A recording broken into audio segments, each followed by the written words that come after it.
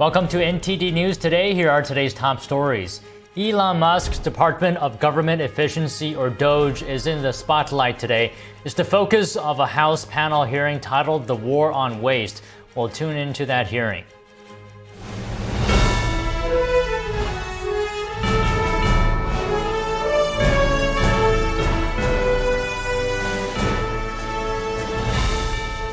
This is NTD News Today, live from our global headquarters in New York City.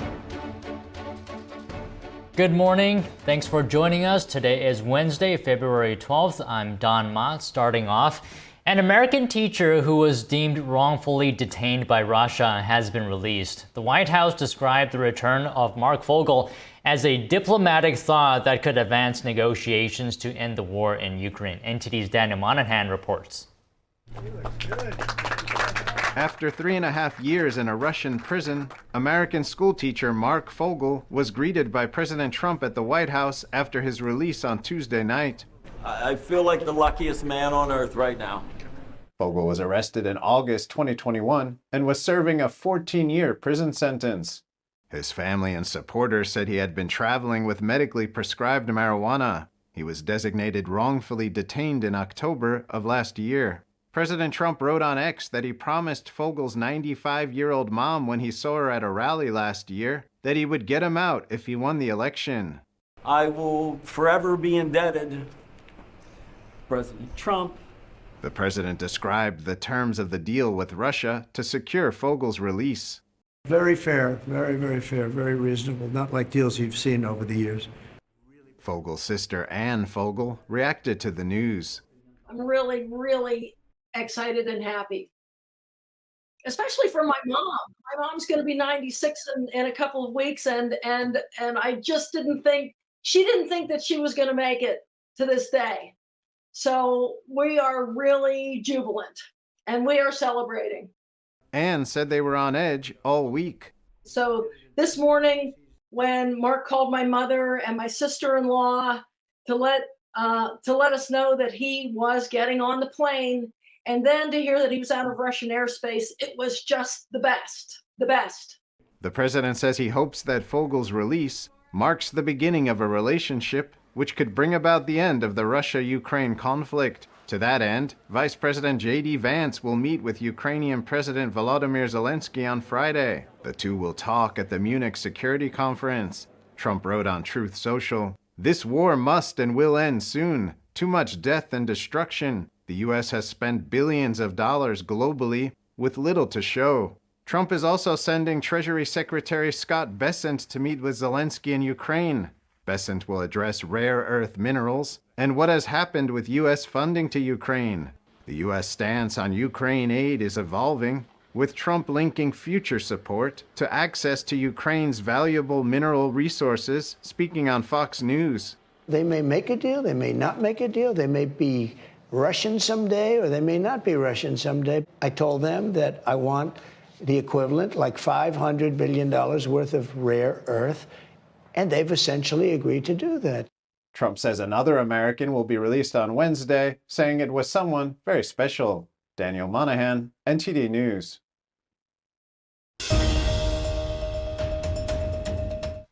Now, the House Subcommittee on Delivering on Government Efficiency is holding its first hearing today. It's called The War on Waste, stamping out the scourge of improper payments and fraud. We're tuning in right now. DOGE became a major part of President Trump's campaign and led to his overwhelming victory in November. Every day, Americans go to work. They run businesses. They have to earn their paycheck. No one guarantees it. And if they don't do a good job, they get fired. They also have to pay their bills, credit card debts, balance their checkbooks, and scrap and save every penny they can in order to plan for that rainy day and hopefully retirement one day. Private businesses only survive on hard-earned income by serving their customers so well that their customers pay them for the services and products they consume. If that business fails, its employees lose their jobs and paychecks, and the owners lose their business and everything they risked along with it. Many go bankrupt in this process and lose everything. No one bails them out. They only survive by excellent customer service and smart financial management. This is the real world that most Americans live, work, and survive in every day. This is the pursuit of happiness, and this is how you pursue the American dream. However, the federal government, government employees, and unelected bureaucrats do not live by the same rules as the great American people and private businesses. The federal government's income is the American people's hard-earned tax dollars, their literal blood, sweat, and tears. And taxes are collected by law at gunpoint. Don't pay your taxes and you go to jail. The federal government does not have to provide excellent customer service to earn its income. It takes your money whether you like it or not. And federal employees receive their paycheck no matter what. Whether veterans receive their benefits or not, whether your mail shows up or not, and whether your tax dollars are used to help Americans in need or are sent to foreign countries, for foreign people, for foreign causes. No matter how bad the federal government fails the American people, it still takes your money. It still pays its own federal employees, and it never, ever goes out of business.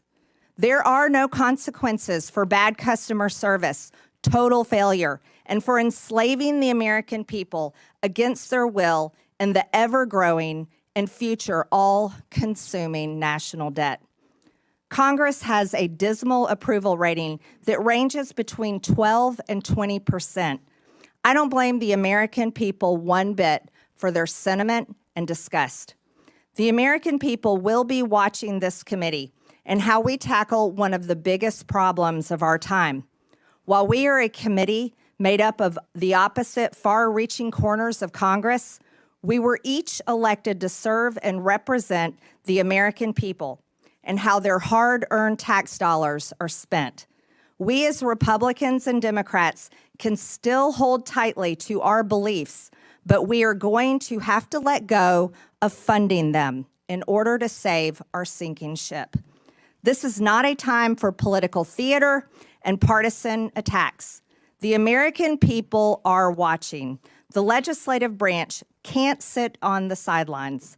In this subcommittee, we will fight the war on waste shoulder to shoulder with President Trump, Elon Musk, and the DOGE team.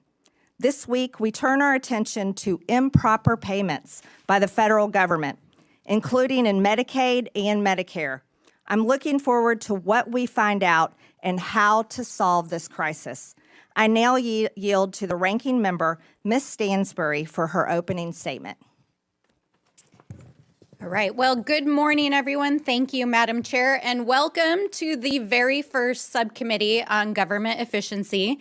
As was said, this committee is tasked under the Oversight Committee with ensuring that the government and the vital services that it provides, from healthcare to national security, actually work for the American people. And this is certainly a topic that we have worked on for many, many years here in the Oversight Committee, in which I personally have worked on as a former civil servant who worked at the Office of Management and Budget. And in fact, for anyone who has ever worked on these issues, you know that there is ample ground for bipartisan work to make the government work better for the American people and to ensure that it operates in a more efficient manner. And in fact, all of us here on the Democratic side are ready to roll up our sleeves and to get to work. And just last week, I had the opportunity to sit down with the chairwoman and to discuss these very issues and opportunities to work across the aisle. And like the chairwoman who shared some of her background with me, I grew up in a working family. I grew up working for small mom and pop family businesses and understand the necessity of balancing the books, making sure we can deliver, and fiscal responsibility. And that's why today's hearing is focused on making sure that the federal government is doing what it's supposed to and digging into the more than $236 billion in improper payments that we see going out the door every single year. And we need to get to the bottom of that. And we need to make sure that we're putting into place rigorous oversight and controls to prevent fraud and abuse, and of course, to go after bad actors. And that is why myself and the Oversight Ranking Member Connolly and other Democratic members of the committee sent a set of bipartisan ideas that we'd like to work on together that would root out waste, fraud, and abuse and modernize and streamline how our agencies deliver vital programs for the American people. These are programs that are important for our seniors and our families and healthcare and the education system. And we need bipartisan solutions to get across the finish line. And we've been trying over the last several years to get these ideas out of this committee, but unfortunately, the committee's priorities have been elsewhere under the current majority. So I hope we can fix that this Congress. But we can't just sit here today and pretend like everything is normal and that this is just another hearing on government efficiency. I mean, all you have to do is look across this room and see that it is not a normal hearing. Because while we're sitting here, Donald Trump and Elon Musk are recklessly and illegally dismantling the federal government, shuttering federal agencies, firing federal workers, withholding funds vital to the safety and well-being of our communities, and hacking our sensitive data systems. In fact, while we were here discussing government waste on the House floor yesterday, Elon Musk was standing behind the Resolute desk in the Oval Office with the president, and the administration was making emergency court appeals to try to unlock his team's access to the Treasury payment system, which they claim they are using to study improper payments, which is the topic of this hearing. But here's the thing. The Treasury payment system, which includes Social Security information and bank accounts for millions of Americans and data that's critical to national security and the operation of the U.S. government, and payments that go out the door annually equal to almost a fifth of the U.S. economy, is not where the payment decisions are made, because that happens inside the agencies that are currently being dismantled. And the people who actually investigate waste, fraud, and abuse at these agencies are the inspector generals, who Donald Trump fired his first week in office in a midnight massacre. So we have to ask ourselves, what is really going on here? Why did Republicans block Elon Musk from appearing before this very committee last week? Why is the administration so eager to allow Elon Musk and his hackers to have access to proprietary and private information in the Treasury payment systems? Why are our colleagues across the aisle shielding them as they are clearly breaking the law? And why is the vice president trying to rewrite the U.S. Constitution by tweet and undermine the judiciary? So obviously, we're in the Oversight Committee and we have a lot of questions, and so do the American people, especially while our colleagues across the aisle are trying to scoop up the savings from the dismantling of these agencies to pay for the largest permanent tax break in American history for billionaires and the folks that they're helping on their side of the aisle. So let me close by saying this directly to Mr. Elon Musk. We are well aware that you are eager to engage with members of Congress on social media, but we're not here to play.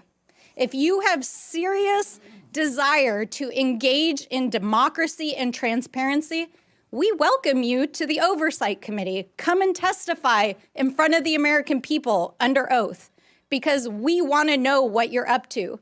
So if you're interested in talking to us, then please join us here in the People's House in the House of Representatives. And with that, I yield back. The gentlelady yields.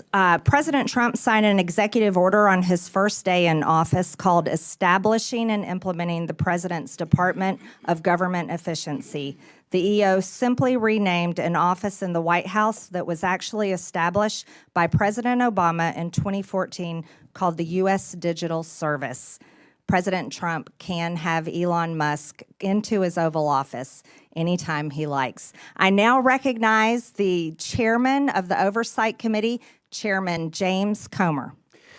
Well, thank you, Chairwoman Green, for holding today's hearing to launch a war on waste. President Trump won an electoral landslide with a clear mandate from the American people to eliminate Washington waste and stop the theft of American tax dollars. And he is delivering on his promise. President Trump has empowered Elon Musk and DOGE to conduct a government-wide audit to identify solutions to curb waste and protect tax dollars. That's exactly what the mission of this committee is supposed to be, and I'm glad that my colleagues on the other side of the aisle have found a newfound interest in waste, fraud, and abuse. With a staggering $37 trillion in national debt, we have no time to lose. A key place to start is improper payments. Since 2003, the government has lost $2.7 trillion because of improper payments. Fraudsters, organized criminals, hostile foreign actors, and even government employees have siphoned money away from those who truly qualify for assistance. For years, Republicans and Democrats on the Oversight Committee have condemned this waste. But now that DOGE is taking real action, Democrats are choosing to defend the bureaucracy and status quo instead of standing up for the American people.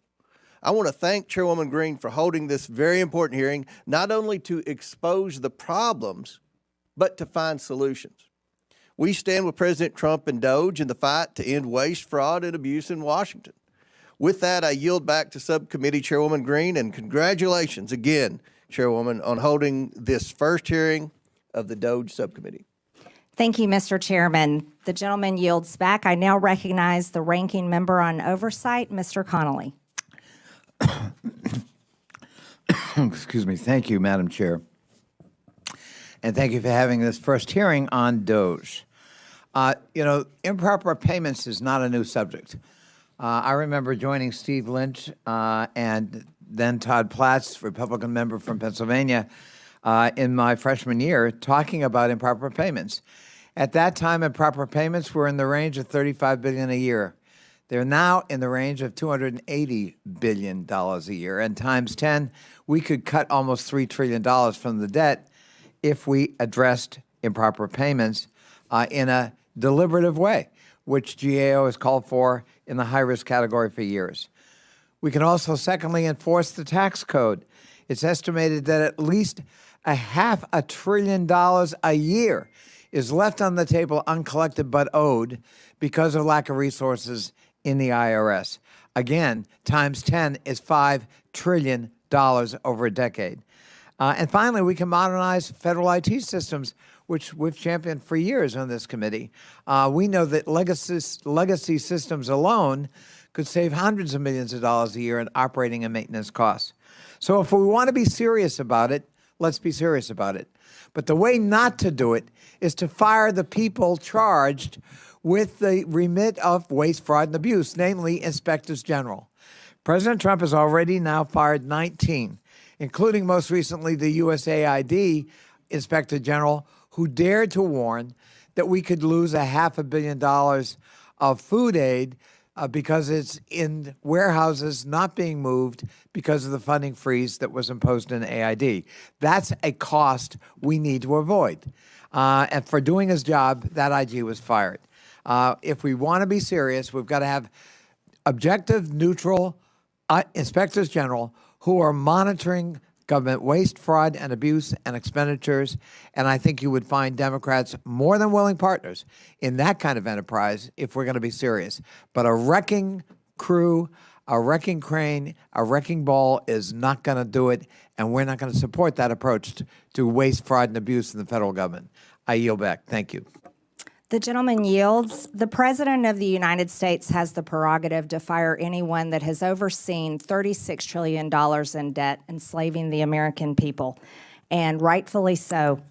I'm pleased to welcome today's expert panel of witnesses who each bring unique experience and expertise that will be valuable to today's discussion. I'd first like to welcome Mr. Haywood Talcove, the Chief Executive Officer for Government at LexisNexis Risk Solutions, Inc. His commitment to customers' needs allows LexisNexis to develop market-leading solutions that have enabled customers to stop fraud, waste, and abuse. Next, we have Mr. Stuart Whitson, the Senior Director of Federal Affairs at the Foundation of Government Accountability. Stuart was previously a special agent in the FBI, a U.S. Army veteran, and now spends his time at FGA advocating to improve welfare, the workforce, and other policy. Next, we have Miss Dawn Royal, a certified welfare fraud investigator in the state of Wyoming and director for the United Council of Welfare Fraud. She advocates for investigating and preventing fraud of government benefits and has done so over the past 16 years.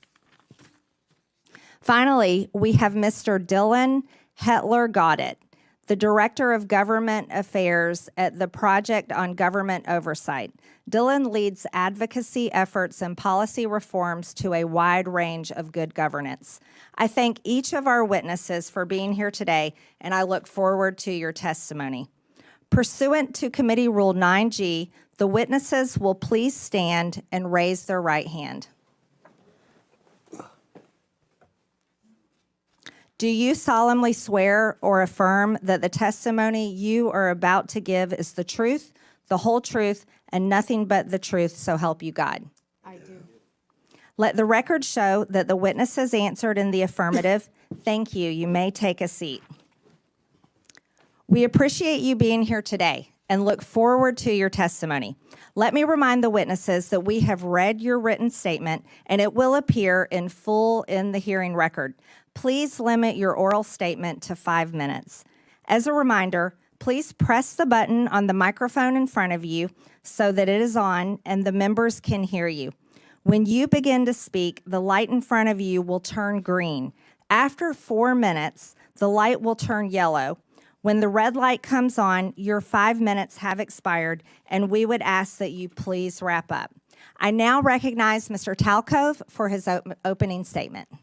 Chairwoman Green, Ranking Member Stansbury, and distinguished members of the committee, for over a decade, a silent war has been waged against American taxpayers, not with bombs or guns, but with data and technology. Outdated government systems permit criminals to access unlimited sums of money.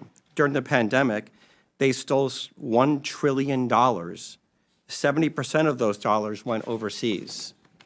Shockingly, it's just not criminals exploiting the system. It's the flawed system itself acting as the accomplice. If left unchecked, the U.S. government will continue to lead the world in funding cyber criminals. This is a data and technology problem, and it demands a data-driven response. Criminal syndicates have turned benefit programs into their personal ATM machines, exploiting those in need who wait months for benefits that may never come. These ruthless crooks use our money to fund child trafficking, disperse drugs in our communities, and terrorism. For years, criminal networks have stolen personal information from the public and private sector.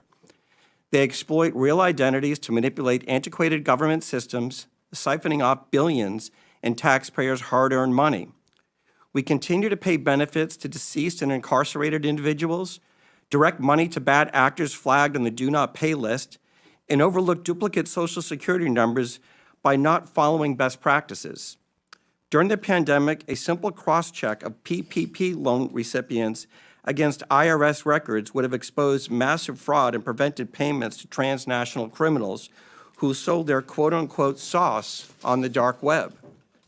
To stop this, we must reclaim control of our systems, not just from the criminal syndicates, but the flawed systems enabling them. Smarter technology, data, and identity verification are not optional. They are necessities to protect taxpayers and ensure aid reaches those who truly need it.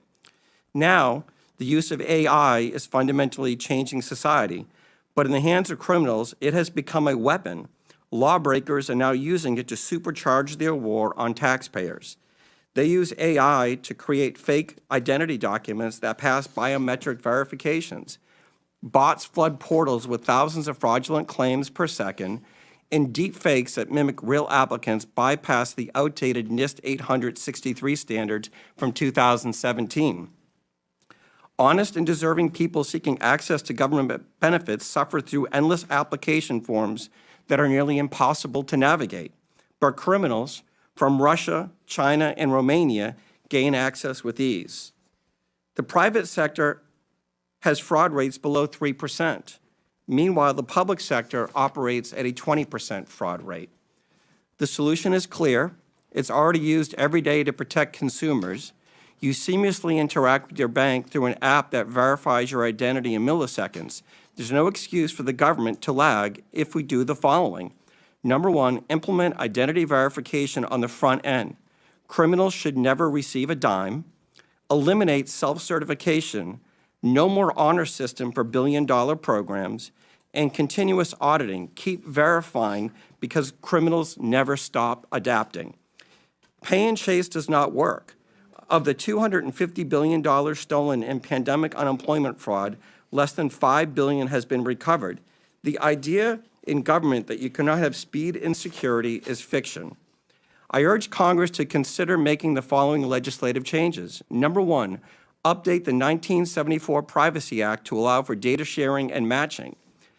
Number two, fund a budget for fraud prevention in each appropriation bill. The USDA spends 1/20th of 1% on fraud prevention. Mandate that individuals caught stealing from entitlement programs pay hefty fines and are removed from the program permanently. And finally, eliminate broad-based categorical eligibility. This committee has a choice: continue losing this war against criminal cartels and nation states, or fight back and save $1 trillion annually. Fraud prevention is not benefit prevention. It's the key to ensuring that every dollar reaches those who truly need it. Hardworking Americans rely on these programs not just to survive, but to build better lives for their families. When criminals exploit the system, they just don't steal money, they steal opportunities. Stopping fraud isn't about denying benefits, it's about protecting them. This crime has two victims. The first are the taxpayers, and the second are those seeking benefits. The fraudsters, cartels, and criminal syndicates are watching this hearing, I'm sure of it. It's time to show them that America will not fund its own destruction. Thank you, and I look forward to your questions. Thank you, Mr. Talcove. I now recognize Ms. Royal for her opening statement. Good morning, Chairwoman Green, Ranking Member Stansberry, and committee members. My name is Dawn Royal. I'm a certified welfare fraud investigator, two-term past president, and a current director of the United Council on Welfare Fraud. The United Council on Welfare Fraud is a national professional organization dedicated to protecting the integrity in our nation's public assistance programs. We are the only national organization singularly focused on the detection, prevention, and prosecution of welfare fraud. For too long, agency bureaucrats have pitted citizens' access to welfare programs against the integrity of those programs. Access versus integrity should never be an either-or dichotomy. We can all agree that access to public assistance is crucial. America's citizens should not be hungry or deprived of medical care because of their inability to pay. However, making sure vulnerable citizens have access to these welfare programs should not mean that we simply turn a blind eye to integrity. We do not pursue the prevention, detection, and prosecution of if we do not pursue the prevention, detection, and prosecution of fraud, taxpayers become the victims as the welfare programs become slush funds for anyone wanting to supplement their income with SNAP benefits, absolve themselves from the financial responsibility of medical bills, and using Medicaid to further taxpayer exploitation by taking advantage of cash assistance, energy assistance, child care, and other social welfare programs. One example of a welfare fraud is a case that I investigated that was criminally prosecuted last year. The applicant mother failed to disclose her children's father as well as his employment and income on multiple applications she submitted for Medicaid, SNAP, and low-income energy assistance. The co-defendant father worked a steady job, earning a six-figure salary, and provided an enviable lifestyle for his family, including vacations, luxury vehicles, snowmobiles, motorhomes, lavish gifts, including one from the wife to the husband, which was a $1,200 bottle of bourbon. Evidence we presented at trial included a candidate registration forms filed by the defendant father when he ran for town council and later mayor of the town where he declared he lived at the same address provided by his wife on her public assistance programs. This was a case of greed, but it emphasizes how easy it was for these criminals to make false statements on applications in order to receive benefits from multiple programs that they were never eligible for. I could spend the rest of my day providing countless examples of how taxpayer-funded programs are exploited, and the message would be the same. Investigators continue to be hamstrung by antiquated regulations, conflicting directives from federal agencies, and the lack of access to technology. Sadly, investigators have also found themselves at odds with the career bureaucrats who recite watered-down facts about fraud in order to promote their political agendas. Specifically, we can look to the career bureaucrats who have historically claimed that the fraud rate in SNAP is less than 1%. The disregard for the value of integrity is evidenced by the less than 1/20th of 1% of the SNAP budget spent on the prevention, detection, and prosecution of fraud. As part of Medicaid unwinding debacle, the bureaucrats specifically directed states that they, and I quote, cannot recover or recoup the cost of services from a beneficiary, even if they have been found after an administrative hearing or criminal proceeding to have committed Medicaid beneficiary fraud or abuse, end quote. Sadly, it is already apparent that career bureaucrats are not being totally transparent as they attempt to protect spending and broken programs. We fail to understand how mitigating the rampant fraud in Medicaid, SNAP, and other welfare programs stands up or strengthens the welfare programs. Fact is, the opposite is true. Ignoring fraud and gaslighting fraud statistics erodes the very foundations of the programs that are essential to their future viability. There are things this committee can do to help the investigators fighting the war on fraud. Number one, eliminate self-attestation in the application process for all programs. Number two, funding for technology that includes identity verification tools that will help prevent fraud. The current pay-and-chase model is not sustainable.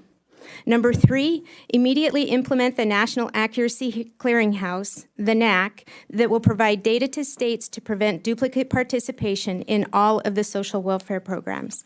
And four, allocate direct funding with mandates restricting the use of the funding to the prevention, detection, and prosecution of fraud. In closing, we're at a crossroads. Those of us who have firsthand knowledge of the degree in which public welfare programs are being attacked know that reform is absolutely necessary. Reform to the recipient application process, the billing process in Medicaid, and how SNAP benefits are processed, and how providers and retailers are authorized. We thank you for the opportunity for UCOF to participate in this hearing. We feel that the investigators who are on the front lines fighting the daily battle against the war on fraud need to be at the table and participating in the development of action plans that will make a difference in protecting the programs and defending the taxpayers.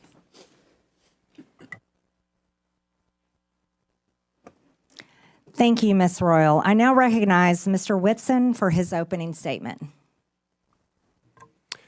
Chairwoman Green, Ranking Member Stansbury, members of the subcommittee, thank you for the opportunity to testify today. On the campaign trail, President Trump promised to take on the bloated bureaucracy in D.C., rebuild trust in the DOJ and the FBI, crack down on waste, fraud, and abuse, and restore common sense. And on day one, he started delivering on those promises with a wave of executive orders and the official launch of DOGE, which he, of course, tasked Elon Musk to lead. Already, DOGE efforts have brought to the public's attention countless examples of wasteful spending, including $59 million paid to luxury hotels in New York to house illegal immigrants, $1.5 million to advance DEI in Serbia's workplaces, $32,000 for a transgender comic book in Peru. The list goes on. But rather than applauding the work of DOGE, the left has launched a coordinated campaign to try to demonize Mr. Musk with the hope of shifting focus away from the disastrous waste, fraud, and abuse that occurred on Biden's watch. But guess what? It's not working. Because no matter what political party people hail from, the vast majority of Americans agree that $10 million worth of food funneled to Al-Qaeda was probably not the best use of taxpayer money. But there's another source, a key source of wasteful spending that DOGE and the subcommittee should set their sights on next, and that's Medicaid waste and fraud. While initially meant as a program for the truly needy, Medicaid has bloated into a massive welfare program for millions of able-bodied adults lured into the trap of government dependency. And as Medicaid has grown, so too has mismanagement. Today, more than $1 in $5 spent on Medicaid is improper. In Medicaid alone, fraud and mismanagement is on track to cost U.S. taxpayers, get this, more than $1 trillion over the next 10 years. When it comes to the problem of improper payments, the Medicaid program is the biggest culprit, encompassing nearly 1/3 of all federal improper payments. And more than 80% of Medicaid improper payments are due to one thing: eligibility errors. If Congress wants to help President Trump address wasteful spending, then targeting eligibility errors in Medicaid should be one of your top priorities. Bottom line, to address this challenge, Congress can take 3 decisive actions. So first, Congress can strengthen the Medicaid program through legislative action. That would include repealing Biden's disastrous Medicaid streamlining rule, which ties the hands of states trying to remove ineligible enrollees. You can and should do this through reconciliation, and it will produce $164 billion in savings if you do.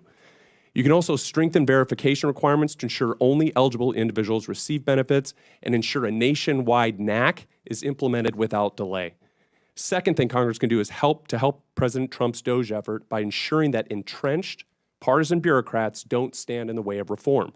So Musk and his DOGE team have already found hundreds of billions of dollars funneled into wasteful, fraudulent, and flat-out insane projects. But they've only scratched the surface. If this much fraud has been exposed in just a few weeks, imagine what else is buried under layers of red tape and government excuses. But guess what? All of these insane projects have one thing in common. They were all approved and funded by unelected bureaucrats. And these and other entrenched bureaucrats are already pledging to fight against President Trump's efforts to improve government accountability and efficiency.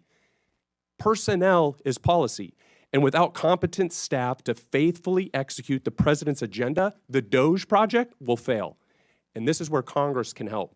Congress can support the president in carrying out his DOGE effort by making all executive branch employees at will, codifying the president's authority to fire unproductive or insubordinate agency employees as needed. At the same time, Congress can grant the president authority to permanently eliminate vacant positions and consolidate non-essential positions across agencies and departments to help promote efficiency and put the right people in the right seat. The third thing, Congress can make President Trump's DOGE cost-cutting and deregulatory reforms permanent by passing the REINS Act. And so there's only one big problem with the DOGE effort. Most of its work can be undone by a future president with the stroke of a pen. To make President Trump's DOGE reforms permanent, Congress must act.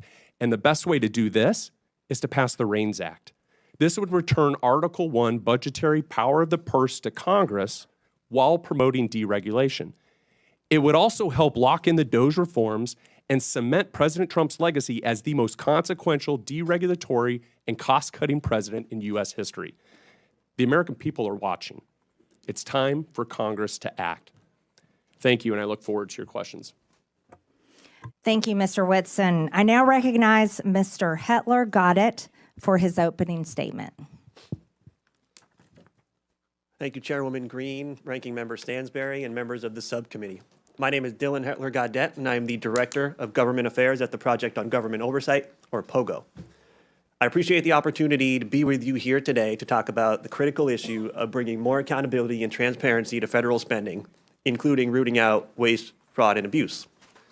Since our founding in 1981, POGO has been focused on promoting more accountability and rooting out wasteful spending and promoting efficiency, especially at the Department of Defense. We have a long and well-established track record on these issues, and we take a back when it comes to promoting a better and more effective government, which necessarily includes a federal government that is a good and responsible steward of taxpayer dollars. Let's take a moment to pause here to talk a little bit about terms that we're going to hear a lot today and the difference between them. Waste is different from fraud.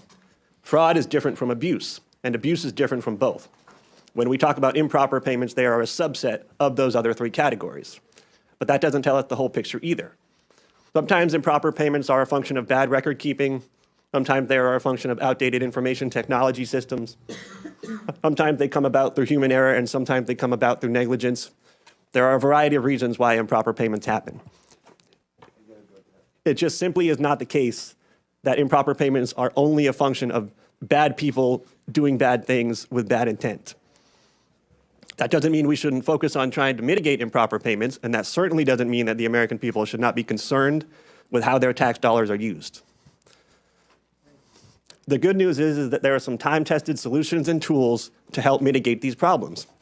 For example, When we think about the independence of inspectors general, we're talking about a resource that is extraordinarily valuable to the American people. In fiscal year 2023 alone, inspectors general identified over $93 billion worth of potential savings to taxpayers. Whistleblowers are also an incredible resource to the American taxpayer. Through the IRS's whistleblower program alone, billions of dollars have been recouped from tax cheats since the inception of that program in 2007. Whistleblowers have also played an instrumental role in helping the Department of Justice pursue False Claims Act cases that have resulted in billions of dollars in reclaims settlement costs. It seems to me that if an administration were serious about wanting to root out waste, fraud, and abuse, they would support and resource whistleblowers and inspectors general. They would not demonize them, and they would certainly not fire them en masse in an unlawful midnight purge. There are other reforms we can think about too, reforms that are more technical, but just as important. Key statutes such as the Federal Funding Accountability and Transparency Act, the Data Act, and critical platforms like usaspending.gov were really important improvements and innovations when they came about, but they are in need of overhaul and reform. Currently, the status quo is that we have an extraordinarily hard time tracking federal dollars from end to end. This is due in large part to a broken chain of data collection, of reporting information, and the ability to monitor and track in real time what is happening with federal dollars. This informational black hole is where a lot of impropriety happens. It's where waste, fraud, and abuse live. And yes, this is where improper payments often happen. But more importantly, we also don't have a good, clear, and consistent way of understanding what is happening with tax dollars at the end point. What is the impact that we're having? What is the return on investment that we're having? We now have an annual budget of close to $7 trillion a year. We can't say with any degree of clarity and consistency what we're getting for all of that money. We have some more good news, though. There are bipartisan efforts, and there have been for years, to try and clean up this situation. We at POGO have had the privilege and pleasure of working on some of those initiatives. We were a part of the Federal Taxpayers' Right to Know Act being passed into law just a couple of years ago, which created for the very first time a program inventory of all the programs in the federal government, and that would be available to the public. We have worked with a member of this very committee, the House Oversight and Accountability Committee, to introduce a piece of legislation that would bring more transparency to federal subaward reporting. We have supported and endorsed multiple pieces of legislation that take direct aim at the improper payments issue. We also have additional ideas that don't yet have congressional champions. One proposal is to clean up and modernize and standardize the award descriptions that are available in USA Spending to make them more useful and relevant. We have another proposal to harmonize the amount of data and information we collect between contract spending and non-contract spending. We stand ready, willing, and able to work with anybody who wants to work with us on these common sense solutions. Lastly, I want to put in a quick word for Congress. Yeah. And specifically, I want to The gentleman's time has expired. Apologies. Yes. I can't see the flashing light. That's okay. Thank you, Mr. Hetler. Got it. We appreciate your testimony. I now recognize myself for 5 minutes of questions. I'd like to thank our witnesses today for your testimonies and the suggestions that you have brought before this committee. I'd also like to thank Chairman Comer for this opportunity to chair the historic Oversight Subcommittee on DOGE. Americans are shocked to learn that $2.7 trillion of their hard-earned tax dollars have been stolen or wasted in improper payments since 2003.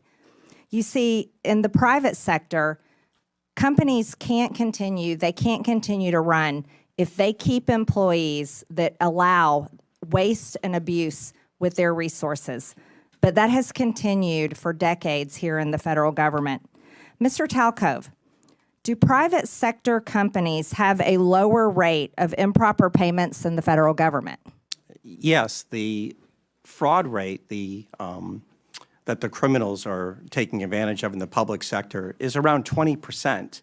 In the private sector, it's around 3%, and it's really because the tools that are used in the private sector aren't used in the public sector.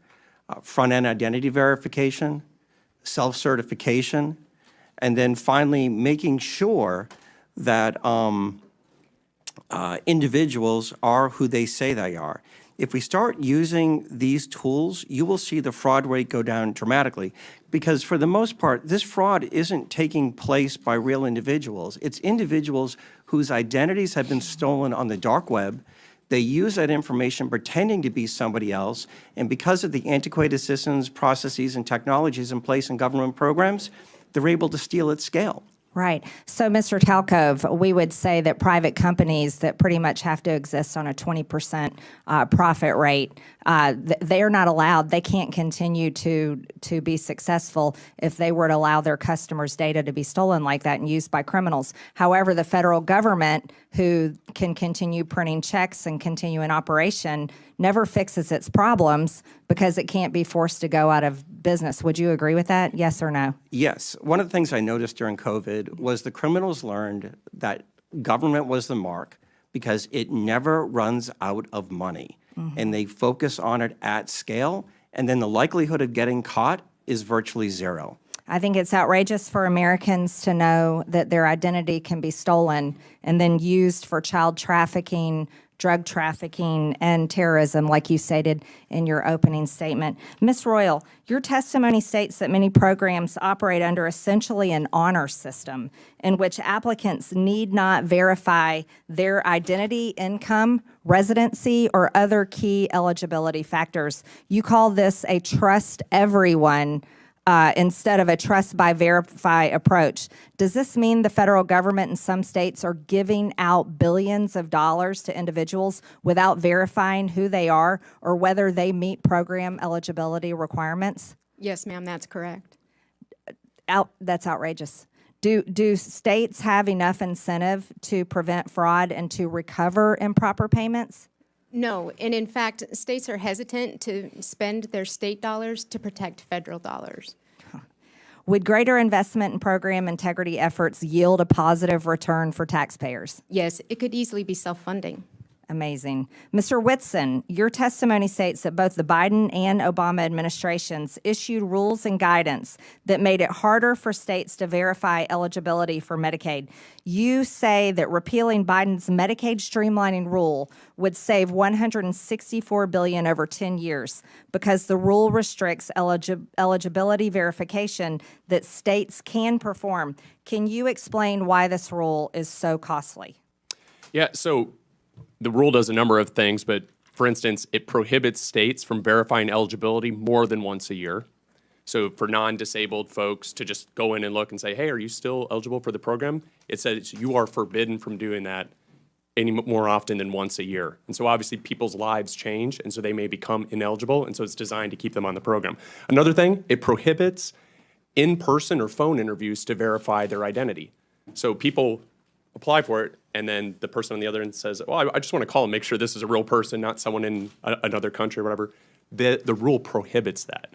And so there's a number of other provisions. It also opens a lengthy reconsideration periods, and this is where illegal immigrants are able to obtain the benefits. And so basically it says once you get these benefits, you can't interfere with it for a 90-day period or longer. And so there's a number of horrible things. But. So we can't verify if someone is illegal or legal receiving benefits. Just to correct that, yes or no? You have to wait a state has to wait at least 90 days. And actually what we're seeing is it's led some states to wait as long as 13 years. And so on the part. Unbelievable. My time has expired. Thank you very much. I now recognize Mr. Lynch from Massachusetts for 5 minutes. Thank you very much, Madam Chair. First of all, let me congratulate you and also Ms. Stansbury on your new positions. And I want to thank the witnesses for your testimony. We've already heard some good ideas about how to work together. And Mr. Hetler-Gaudette, I, for one, would be most open to working with POGO and trying to work on some of the legislative ideas that you have to actually get at some of this waste, fraud, and abuse.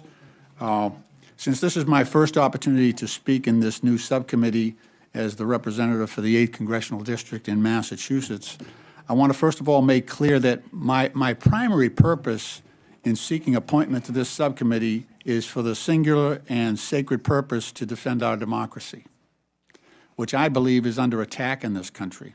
and to uphold my oath to support and defend the Constitution against those who might secretly or openly seek its destruction. Make no mistake, this is a moment for representative democracy. This is a test of our resolve. In the coming days and weeks, we will all get to decide whether we stand with a couple of billionaires who, despite their own financial successes, still harbor such grievances in their hearts that after all that democracy has provided to them, they remain animated by the desire to dismantle this democratic government and to punch down at some of the weakest and most vulnerable in our society. Two men who clearly understand that the easiest way to incite large numbers of people is to use social media to exploit the dynamic forces of hatred and fear. Madam Chair, if we're going after waste, fraud, and abuse, let's start with abuse. Abuse of power. As of yesterday, there were 55 lawsuits under consideration by the federal courts across our nation as a result of Elon Musk's and President Trump's unlawful acts.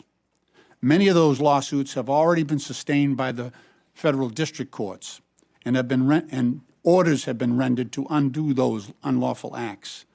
But this is just the beginning, and Congress has an important role to play, and I, for one, look forward to that opportunity.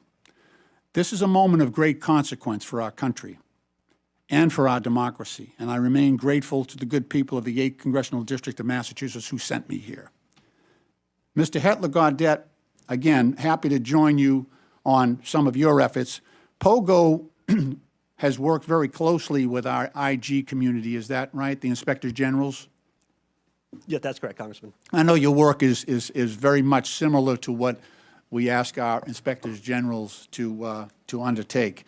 I want to ask you, what do you think? So in the most recent report from the Inspector Generals, and this is the Council of the Inspector Generals, a nonpartisan group on integrity and efficiency in government, they identified more than $93 billion in potential savings. So the first thing that President Trump did coming into office was to fire 17 agency inspectors general.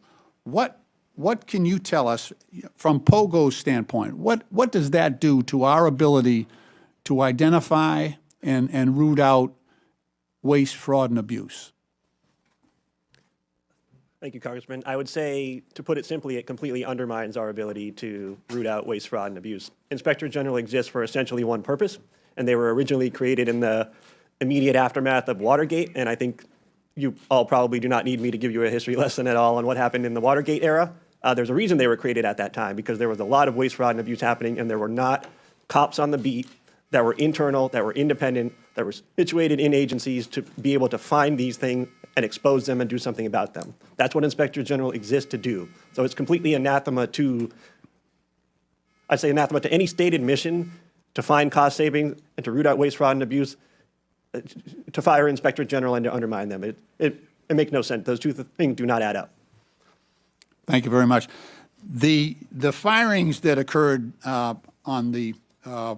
when President Trump came to office included the Special Inspector General for Afghan Reconstruction, Mr. Sopko. I actually did over 20 trips to Afghanistan working with him. He actually uncovered $4 billion in savings in rooting out American taxpayer waste being conducted in Afghanistan. The IG at the Department of Defense, the agency. The gentleman's time has expired. Okay. Thank you, Madam Chair. I yield back. Thank you. Okay. Appreciate Thank you. that. Thank you. I now recognize the gentleman from Texas, Mr. Cloud. Thank you, Madam Chair. For far too long, D.C. politicians have gotten away with measuring their personal value and worth by how much of other people's money they give away. And for far too long, they self-righteously have opined that the spending was for altruistic purposes given out of care and compassion. For far too long, they've been more concerned with looking like they cared than having enough care and concern to actually do the due diligence to ensure that the tax dollars were being used wisely and effectively. And for far too long, those of us who've worked to uncover waste, fraud, and abuse have had to deal with what amounts to an unconstitutional fourth branch of permanent bureaucracy that has too often worked to ignore, obfuscate, delay, and frustrate our efforts to bring transparency and oversight. Over the last few weeks, the DOGE effort has begun to uncover not only how massive the waste, fraud, and abuse is, but also the extent at which D.C. politicians and too many obstinate bureaucrats have coordinated to create what is essentially the largest money laundering scheme in history. And while Americans have been working to make ends meet, they have been using taxpayer dollars to fund unnecessary, egregious, and even evil things here at home and around the world. Thankfully, in DOGE, we have a president bringing the leadership needed and a focused effort, along with the talent, technology, tools, and transparency to this waste, fraud, and abuse. And to those who would stand opposed to this effort, I would just point out, while it's understandable to find waste, fraud, and abuse that has grown and metastasized in this government even over decades, certainly accelerated over the last few years, to continue to protect it is corruption. I want to thank the chair for beginning this war on waste on this side of Pennsylvania Avenue and bringing together this committee. This effort is so important as we work to relieve the American people of this burden of waste, fraud, and abuse. Mr. Talcove, you mentioned in your written statement and talked about it in your statement at the beginning that this waste, fraud, and abuse is a national security threat. And certainly one of the challenges facing us that is a national security threat is our fiscal situation. And so we have got to find ways to find savings to the American people in order to bring confidence to the bond markets, to put our country on a fiscal footing, and to reverse the curse, so to speak, that we are placing on our children and our grandchildren. You mentioned a couple threats, though. You mentioned internal threats. You said that these cases involve government employees, individuals entrusted with administering benefits who, instead of using their positions to approve fraudulent claims, override security controls, or even sell sensitive claimant information for profit. Now, this is not every federal employee for sure, but within the context of people who are trying to give their best effort, we have an internal threat. But you also mentioned transnational fraud rings, terrorist organizations, nation states, North Korea, nuclear weapons programs funded by our tax dollars, China, Nigeria, Iran, Romania, Russia, not our friends necessarily that are being funded by taxpayer dollars. Could you give us some examples of how this is happening? God, yeah. So when you think about what happened during the pandemic, $1 trillion was stolen. 70% of that money went overseas. And I can give you some examples. In a Western state, they had more people applying for unemployment insurance benefits than they had individuals over 18. The people that were stealing the money from Romania were using it to facilitate other fraud schemes that include fentanyl, that include doing things to impact our democracy. On the insider threat, right, the first thing you have to say, and my dad was a public servant, is 99% of people that work in the public sector are honest, hardworking individuals. But there are some, and what you need is data and technology to root that out. There were examples during the pandemic. There were some examples even of last week where people got into the Medicaid system in a Western state and stole $50 million in less than 4 months. So you have to have these controls in place, right? These aren't individuals stealing, Mr. Cloud. These are organized criminal groups, both domestic and transnational. That, as you mentioned, taxpayers are being forced to fund the demise of our own country. Mr. Winston, I wanted to ask you, because there's a lot of talk about reconciliation right now. You mentioned Medicaid and what could be done to bring a pretty substantial amount of savings, and this is without affecting those who truly need Medicaid and for what the purpose of the program was extended for. Now, the gentleman's time has expired. Hopefully, does the witness want to answer the question? No, only to say that, yes, there's a tremendous amount of savings that can be found from the streamlining rule, but also work requirements in the program is another big area that can be done in reconciliation, and that's could save a significant amount as well, $241 billion in federal spending over 10 years. Thank you. Thank you. Thank you, Madam Chair. You're welcome. I now recognize the gentleman from California, Mr. Garcia. Well, thank you. Thank you to all of our witnesses for being here. And I want to just start off by making something clear. I think we're all here to fight against the lies, the corruptions, and the attacks on our social safety net. Now, we should in no way be cooperating with House Republicans who want to shut down the Department of Education and destroy Medicare and Medicaid. And we should not stand by as the richest man on the planet gives himself and his companies huge tax cuts while the American people get absolutely nothing. Now, I find it ironic, of course, that our chairwoman, Congresswoman Green, is in charge of running this committee. Now, in the last Congress, Chairwoman Green literally showed a dick pic in our oversight congressional hearing, so I thought I'd bring one as well. Now, this, of course, we know is President Elon Musk. He's also the world's richest man. He was the biggest political donor in the last election. He has billions of dollars in conflicts of interest, and we know that he is leading a power grab, also abided by and encouraged by Donald Trump and, of course, the chairwoman, Congresswoman Green. But I also want to run through what DOGE actually is going to do. It's a demolition plan that's going to run through our government. DOGE is trying to abolish the Department of Education. That means opportunities denied to kids. It means you're ripping away opportunities for children with disabilities who are dependent on this money.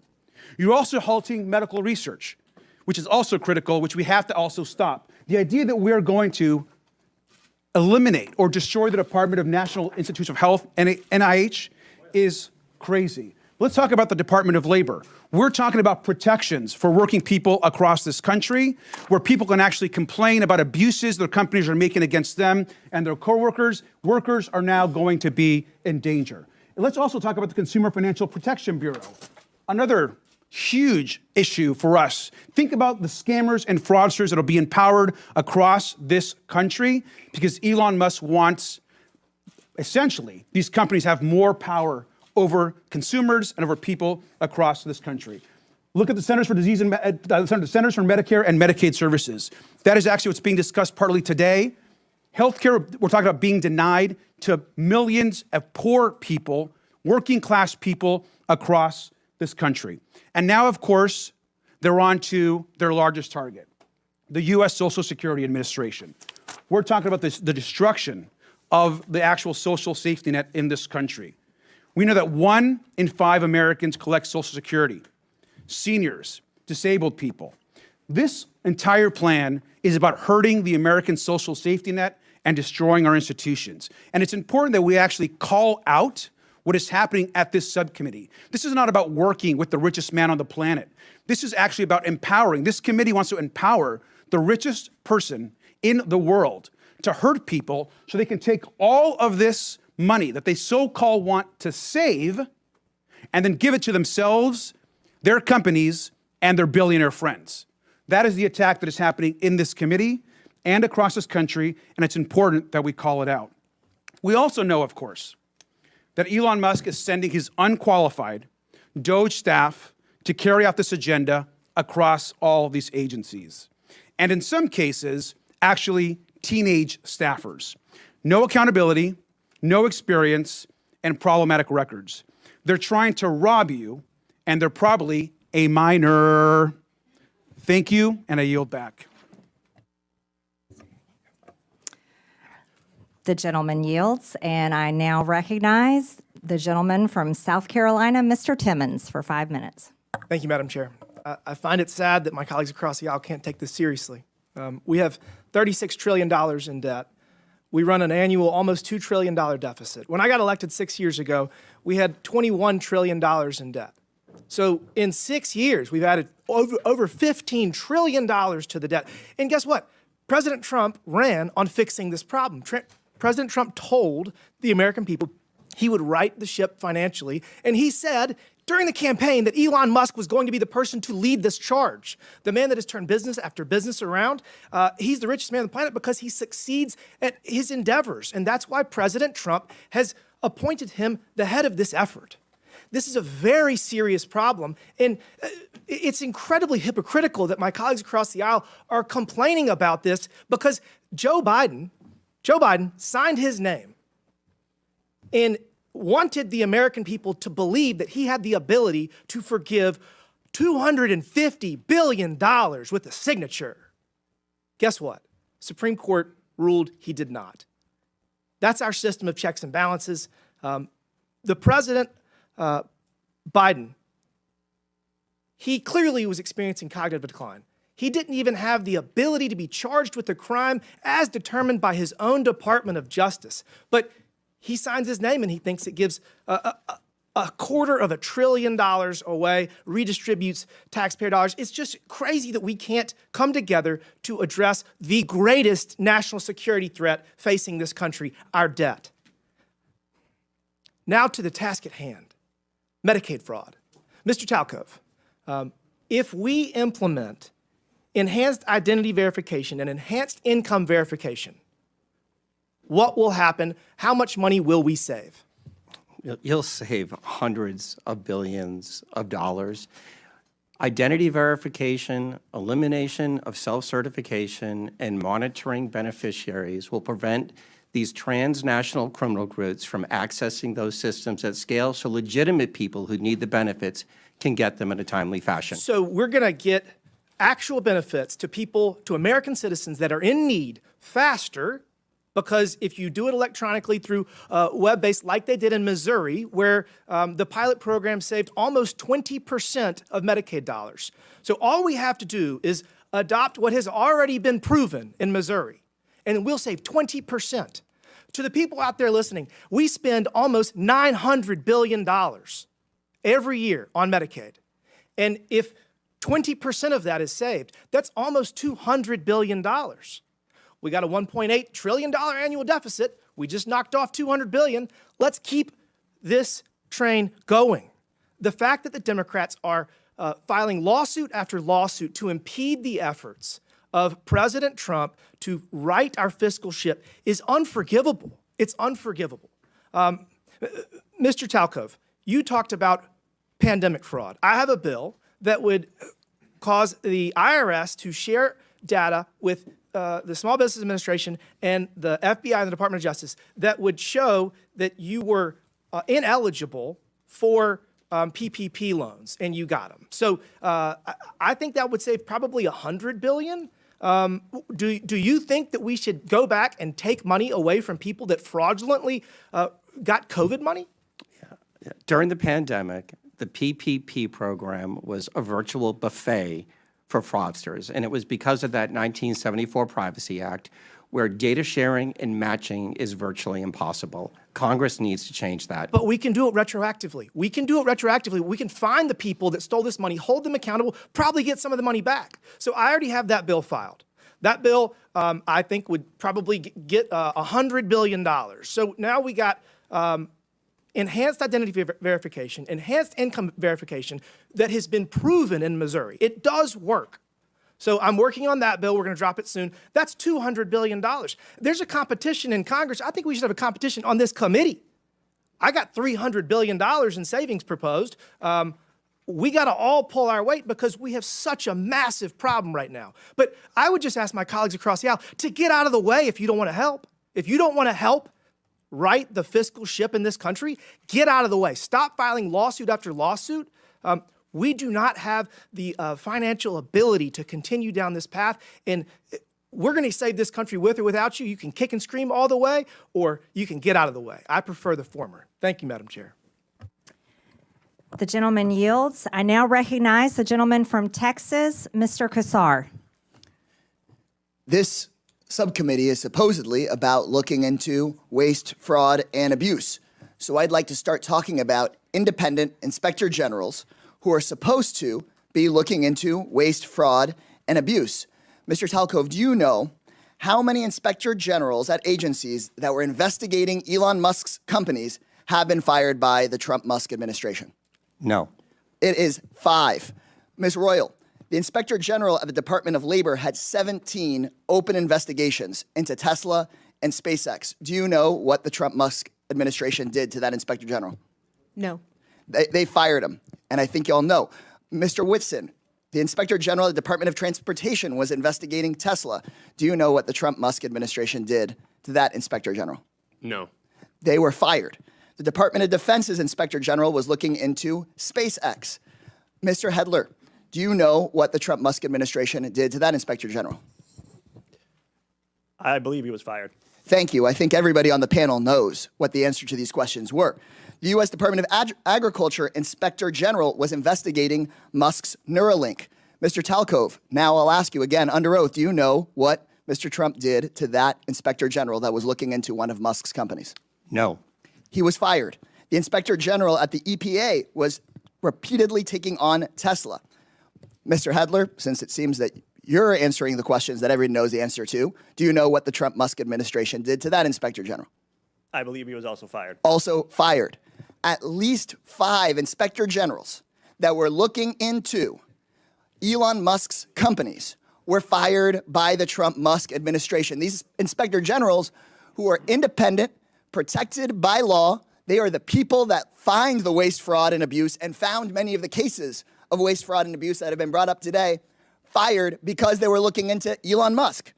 At the NLRB, the National Labor Relations Board, which is supposed to protect workers from getting their unions busted by folks like Elon Musk, made functionally broken by the so-called Department of Government Efficiency that really is the Department of Government Efficiency for Elon Musk, not for you. They are trying to shut down the Department of Education, the Department of Labor. You know what Elon Musk doesn't seem to be looking into? His own contracts. Again, I'll ask you, Mr. Talcove, do you know how much money a day Mr. Musk will receive from the federal government for his contracts? No. The answer is $8 million a day. Just last year, Elon Musk was promised $3 billion from close to 100 contracts with the federal government. Ms. Royal, do you know how much the average person in this country who survives on Social Security, one of our seniors who's worked their entire life, about how much they have to survive on a day? I do not. $65 a day. We're not looking into Elon Musk's $8 million a day. This subcommittee, chaired by Marjorie Taylor Greene and the House Republicans, is looking into your grandmother's $65 a day. Let me be clear. I think we would all support taxpayer savings, look into money we might needlessly send to billionaires and big corporations, find taxpayer savings, and send it back to your hardworking family. But instead, what House Republicans and the Trump-Musk administration want to do is they want to look into your kids' lunch money, your kids' teacher's salary, into your grandparents' Social Security. They want to take that money and give it out in billionaire tax cuts, and they are talking about that in committee tomorrow. In Budget Committee tomorrow, they just released their plan. So let me be clear. When Republicans talk about government efficiency in this Congress, they're not looking into billionaires who don't pay their taxes. They're not looking into billionaires who get rich off of government contracts. They're not looking into Elon Musk firing watchdogs who are supposed to keep him accountable. They're looking at cutting your public schools. They're going straight for your Social Security. They're coming straight for cancer research. They're coming straight for the Department of Education. They're not looking at big tech. They're not looking at big pharma because those people fund their campaigns.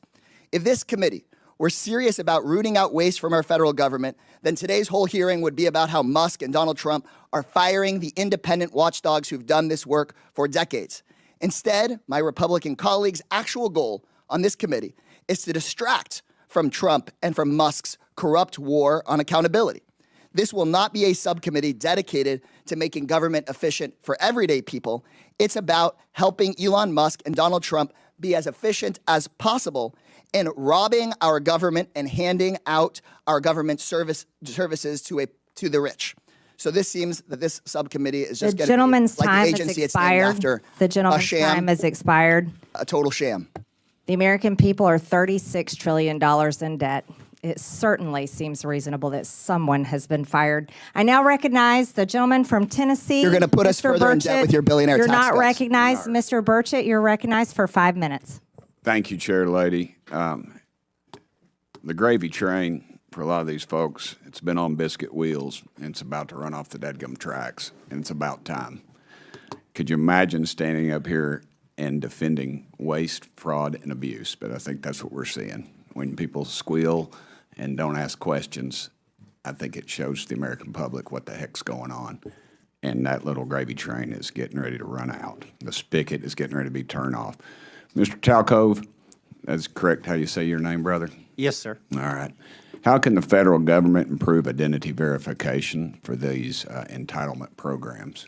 Yeah, it's doing what the private sector does every single day, whether you use your bank, you go to Amazon, using those tools and moving away from some of the dated compliance standards that the federal government uses. NIST IAL 863, 2017, before there was anything called deepfakes and generative AI tools. I was informed that PayPal has never been, they've never been able to crack into that and steal people's vital information. Are they using those systems that you would be favorable towards that government seems to be shying away from? Yes, sir. And describe that, how that works. They're systems that are based on encryption. They use technology and they use data to validate you are who you say you are. The people that are stealing right now, I believe a lot of them are actually ghosts from China, Russia, Nigeria, and Romania. I read a report today that North Korea was involved in this, in some of that as well. They are. And those people are our enemies. Again, they'll hate us for free. We don't have to give them taxpayer money. And are there loopholes that can be closed to avoid these improper payments? And I wish you'd describe those to me. All right. The biggest, most important thing, particularly in the benefit program space, is the use of self-certification. As Mr. Timmons noted, the state of Missouri is using a solution called Steady IQ to validate wages and wealth. You cannot allow individuals to provide the information based upon what they think. It has to be based on what you know, and that will stop the ghosts from using people's identities to steal money from U.S. taxpayers. How much money do you calculate is wasted due to waste, fraud, and abuse in the entitlement programs each year? Yeah, my number right now between federal, state, and local government is you can save $1 trillion a year by simply putting in front-end identity verification, eliminating self-certification, and monitoring the back end of the programs that are providing the benefits. Those three things. You said you could eliminate that, but there are others you feel like some more low-hanging fruit? I would start with those three things because they're simple. That'll take that 20% fraud rate that you're seeing in the public sector down below 5%. Chair Lady, I would suggest that we adopt Mr. Timmons' legislation and get that out of the committee as fast as possible. What actions also could Congress take to fix these problems quickly? Yeah, I think the first thing is updating and redoing the 1974 Privacy Act. That is virtually impossible to do data matching. It's very difficult to have data shared. And when you look back at the pandemic, data sharing and data matching would have stopped probably 50% of the $1 trillion that was stolen from taxpayers. Any of y'all like to add anything to that? Congressman, I would just add that rather than accepting self-attestation, that states should have to be required to actually verify people's identities. And here's the key part: before they get enrolled, they shouldn't get enrolled and then eventually come down later on down the road. It's amazing to me. I have a doctor's appointment back in Knoxville, and the verification process is very extensive. It's more so than the federal government requires for any of this. What type of computer systems are these agencies using, and do they need updating? They're using very dated technology, but they're also burdened. I look at the USDA, 6.2 million words in a 10,000-page document that shows how to implement the rules of the program. Nobody can figure that out. So one of the things that I think has to happen is the simplification of these processes and systems, and then just use the technology that we use every day in the private sector. Okay. Thank y'all so much for being here. The gentleman's time has expired. Thank you, Chair Lady. I now recognize the gentlewoman from Texas, Ms. Crockett, for 5 minutes. Thank you, Madam Chair. And Mr. Talcove, I'm just going to go ahead and pick up where you left off really quickly. Just to be clear, the upgrades that you're talking about as it relates to our data processes, these aren't things that would be free, are they? They would cost some kind of money. Not looking for a number, but they will cost, correct? some are free and some would cost money. Okay. All right. So I just want to leave it there because we've had a number of these hearings. So I do want to be clear, before the Trump administration came in, this committee did exist in the form of the Oversight Committee, and our task is to root out waste, fraud, and abuse. In that vein, we had a number of hearings, at least last term. I can't speak for any other term as I'm only in my sophomore term. And we dealt with improper payments. And interestingly enough, our chairwoman, who is so passionate about this today, she missed every single one of those improper payment hearings. But just to be clear, I was there, so I don't want anyone to believe that Democrats just come to work and don't plan to do work.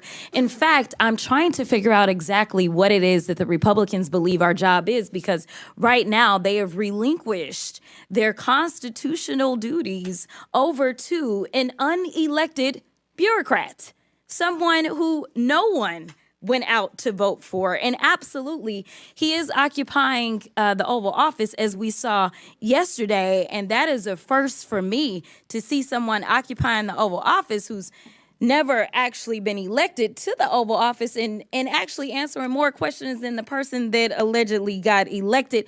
But for whatever reason, this is the first time we're having a DOGE subcommittee hearing, and that guy's not here. Instead, we have y'all. So I do want to thank you for coming. But I will say this. It's also interesting to me that in the first few days of DOGE existing, we know that they are trying to get rid of the Department of Education, USAID, Consumer Financial Protection Bureau. They're laying off FAA workers. They are going after the FDA, the CDC, the HHS, the FBI agents, and they're talking about getting rid of FEMA. And they brought y'all in. And I am going to say that I actually was shocked that there was only one person that seemed like he was an overt Trumper as you laid out your opening remarks, because I anticipated that at least one of y'all would say, yes, what Elon is doing is exactly what we would prescribe. But instead, I will applaud you because you actually were focused. You talked about what the American people are looking for us to do. We've actually consistently on this side of the aisle promoted this idea of making investments into technology so that we can do things such as, say, look at the Department of Defense. The Department of Defense that takes up approximately 50% of our discretionary income, or our discretionary spending. Approximately 50% goes to Department of Defense. Department of Defense has not been able to pass an audit in the last 6 audits, and we're not talking about pennies. I understand that we want everything to be perfect, and if we could get all waste, fraud, and abuse out, that would be fantastic. But let me talk about the big numbers. The big numbers are on that side. When we look at, say, our entire workforce, our federal workforce, as we're trying to somehow fire all of them, they don't even make up a total of 5%. It's even less than that when we look at our budget. But let's talk about defense. That just happens to be the same side of the ledger that Mr. Musk gets the vast majority of his money from. In fact, at the same time that they were unlawfully, and we will stay in court, because on this side, we believe in law and order. We believe in, a number of us are actually lawyers, but nevertheless, we understand the Constitution. We believe in that as well. And so there's things such as, impoundment, right? Because as Mr. Whitson said, he said, we need to return the power of the purse to Congress. It never left. According to the Constitution, that's where it's at.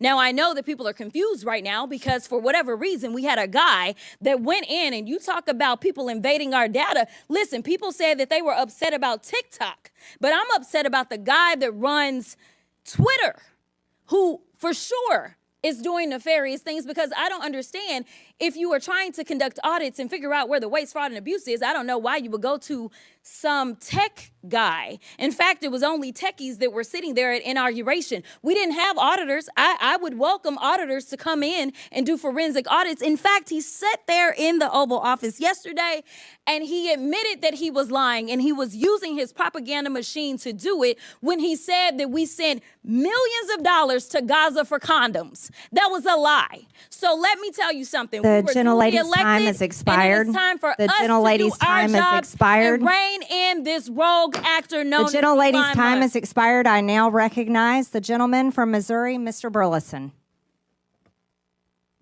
Thank you, Madam Chair. I just want to speak frankly at first to the American people. we're nearing $37 trillion in national debt. What does that mean? That means that each and every U.S. taxpayer owes over $323,000. Okay? What does that mean? That means when the EPIC, which is the Economic Policy Innovation Center, says we have 18 trillion left. That's it. 18 trillion left to take out, and we're spending $2 trillion in debt every year. Folks, we're at the precipice of a debt, we're like a debt cycle. We are literally at a point in which the dollar will be worth nothing. What does that mean? And we know Social Security goes bankrupt in 8 years, right? Medicare goes bankrupt in 10 years. And then 15 years from now, the dollar is completely devalued and worth nothing. So what does that mean? That means your pension, the money in your bank, your savings is nothing. It's worthless. So what are we doing? We're trying to save this country. We're trying to save your pensions. We're trying to save your bank accounts. We're trying to save this country for the next generation, and it would be nice if we had help. But instead, we have people that are fighting us on this. And I think that I would hate to be in the Democratic Party right now because you're in a really bad bind. You're having to defend all of this crazy spending, all of this crazy waste. So how do you do it? You do ad hominem attacks. You attack the messenger. Oh, Elon Musk, right? He's rich. He must be evil, right? That's the attacks. Really, you can't do any better than that, right? Let's talk on the policy. Help us. We're trying to save this country. This is and Elon Musk, who's making no money doing this, is trying to save this country. Why? Because he has invested in the United States of America more than anybody, right? So I think that we should embrace it. In fact, not a single company, governor of any state would ever turn down Elon Musk and his team of DOGE from coming in and providing free services to right the course and financially in any state or organization. It's ridiculous that we would demonize someone that loves this country so much. Mr. Whitman, the formation of agencies via the executive action is not new, right? The formation of DOGE is not new. Can you are you familiar with any other previous presidencies where they've formed organizations like DOGE via executive action? Yeah, so actually the agency that DOGE is occupying is one that was created in a previous administration. So it is something that happens routinely.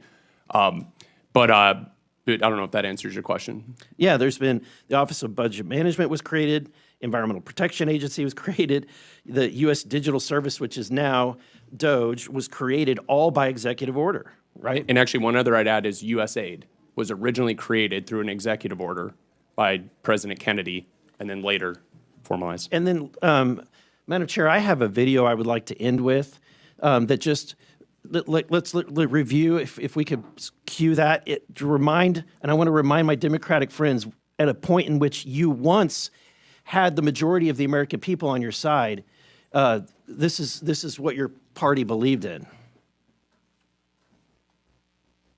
This report tells us how to cut waste, cut red tape, streamline the bureaucracy, change procurement rules, change the personnel rules, and create a government that works better and costs less. I've read it, and where it says the president should, the president will. Among the 800 recommendations, eliminating 12% of the federal workforce, merging some government agencies like the FBI, the DEA, and the Bureau of Alcohol, Tobacco, and Firearms, closing hundreds of government offices outside Washington. From the day I took office, one of the commitments that I made to the American people was that we would do a better job here in Washington in rooting out wasteful spending. We thought that it was entirely appropriate for our governments and our agencies to try to root out waste, large and small, in a systematic way. It means cutting some programs that I think are worthy, but we may not be able to afford right now. A lot of the action is in Congress and legislative, but in the meantime, we don't need to wait for Congress in order to do something about wasteful spending that's out there. We haven't seen as much action out of Congress as we'd like, and that's why we launched on our own initiative, the campaign to cut waste. And we're going to keep on finding every possible way that we can do that, even if Congress is not acting. There you go. I think it speaks for itself. My time has expired. The gentleman's time has expired. Thank you. I now yield to the gentlewoman from the District of Columbia, Ms. Norton, for 5 minutes. Thank you. Our Republican colleagues and the Trump administration continue to demonize our friends and neighbors who work for the federal government and swear an oath to protect the Constitution and serve the public. Thousands of civilian federal employees have given their lives in the line of duty for their country. The administration seems intent on dismantling much of the federal government in violation of the Constitution, statutes, and regulations. And our Republican colleagues are letting them do it. They want to gut the nonpartisan civil service and to convert a significant portion of the remaining civil service into political appointees. Depriving the federal government of employees' expertise and experience will harm the services that the government provides to all Americans. Mr. Hetler-Garlett, the administration is attempting to cause a mass exodus from our federal workforce. Will this increase or decrease waste, fraud, and abuse? Thank you, Delegate Norton. I think it's pretty clear that chaos is not the friend of efficiency. If you undermine the very functionality of the government, you're not going to make it more efficient. You're going to make it worse. And it's going to cost even more money to recoup or to fix things that go wrong in the interim. So again, I mentioned earlier that if you care about waste, fraud, and abuse, firing Inspector General doesn't add up. I think if you care about government being more efficient, I think intentionally creating chaos is the opposite of that. Well, Mr. Hetler-Garlett, do federal employees operate without oversight or rules and regulations? No, absolutely not. They are governed by plenty of rules and regulations, and when there are independent inspector general at the agency they're supposed to be at, they also have a cop on the beat making sure that they do so. I want to highlight some stories demonstrating exactly the kinds of federal workers the administration is trying to force out. How about Chris Marc at the Department of Labor, whose pioneering work on mine safety has reduced minor safety deaths from roof collapses to almost zero today? Or Jared Koopman at the Internal Revenue Service, who pioneered new methods for tracking criminal cybersecurity currency transactions that led to the rescue of 23 children from rape and assault, as well as the seizure of hundreds of millions of child abuse videos and 370 pedophile arrests. This work also prevented funding from going to terrorist groups. Or Ronald E. Walters, who manages the 155 national cemeteries around the country and tends to the resting places of almost 4 million veterans. These are just a few of the federal workers who serve Americans every day. The workers are wildland firefighters, border guards, doctors, nurses, food inspectors, air traffic controllers, and law enforcement that do their civic duty, often despite the fact that they could make such more in the private sector. Thank you, and I yield back. The gentlelady yields. I now yield to the gentleman from Georgia, Mr. Jack. Well, thank you very much. Thank you very much, Madam Chair. And I want to also thank you for convening this hearing. I think it's incredibly important, and I want to thank our witnesses for appearing before us today. Like another member of this committee, I too was once an employee of the Executive Office of the President. I worked in President Trump's White House from the very first to very last day of his first term, and I saw firsthand how entrenched and resistant the federal bureaucracy was to his agenda. So it's no surprise that today a few of my Democrat colleagues have continued that trend by using their time to bash Elon Musk instead of discussing ways to work together to advance a bipartisan cornerstone of President Trump's agenda, the mission to finally eliminate waste, fraud, and abuse. And I just took a rudimentary count of the Dems' testimony, or rather comments today, and I've got 27 mentions of Elon Musk and 3 mentions of waste. And I don't know if that's, in fact, the right count. Encourage anybody to fact check me, but I think it illuminates and illustrates one of the problems that we're facing, which is a lack of bipartisan effort to address these critical things that, waste, fraud, and abuse is something that should be bipartisan. The chair noted that in her opening remarks. Now, Madam Chair, you know how much I enjoy studying public opinion. So with your approval, I'd like to enter into the record the CBS News poll from this past weekend conducted February 5th to 7th, 2025. And I'd also like to illuminate 2 findings. First, 70% of Americans, Democrats and Republicans included, believe President Trump is already doing the job that he was elected to, which is interesting because I have an article here from CNN from September 2024 that notes Trump says Elon Musk has agreed to lead proposed government efficiency commission as ex-president unveils new economic plans. So he is doing exactly what he said he would do by empowering his administration to root out waste, fraud, and abuse, and that's exactly what we're trying to do here today. I'd also like to note one interesting statistic from that. 62% of Americans want Democrats in Congress to work with us to advance the priorities that President Trump was elected to govern on. So I think those are 2 stats that I hope everyone pays attention to. But to ask questions of our witnesses, I'd first like to start with Mr. Talcove. One of the things that I've found very interesting from your opening testimony is you talked, and I think you engaged with Mr. Burchett on the 1974 Privacy Act. And I had some interesting folks visit my office yesterday who noted that 1/3 of all prior authorizations are still done manually by phone, fax, or direct post mail. First off, would love your comments on that, and I'd also like for you to expound upon some of the solutions that we can deliver to this Congress in modernizing that 1974 Privacy Act. Yeah, these aren't people problems. These are technology problems. You can't process the number of individuals that are accessing our systems person by person. It just takes too much time. So by updating the 1974 Privacy Act and allowing for digital matching, you would have very quickly realized that a large portion of the PPP loan funds were going to the wrong person. You would have been quickly able to match, and I think the number was 20% were on the do not pay list. You can't expect people to do what a machine, and especially AI, can do today.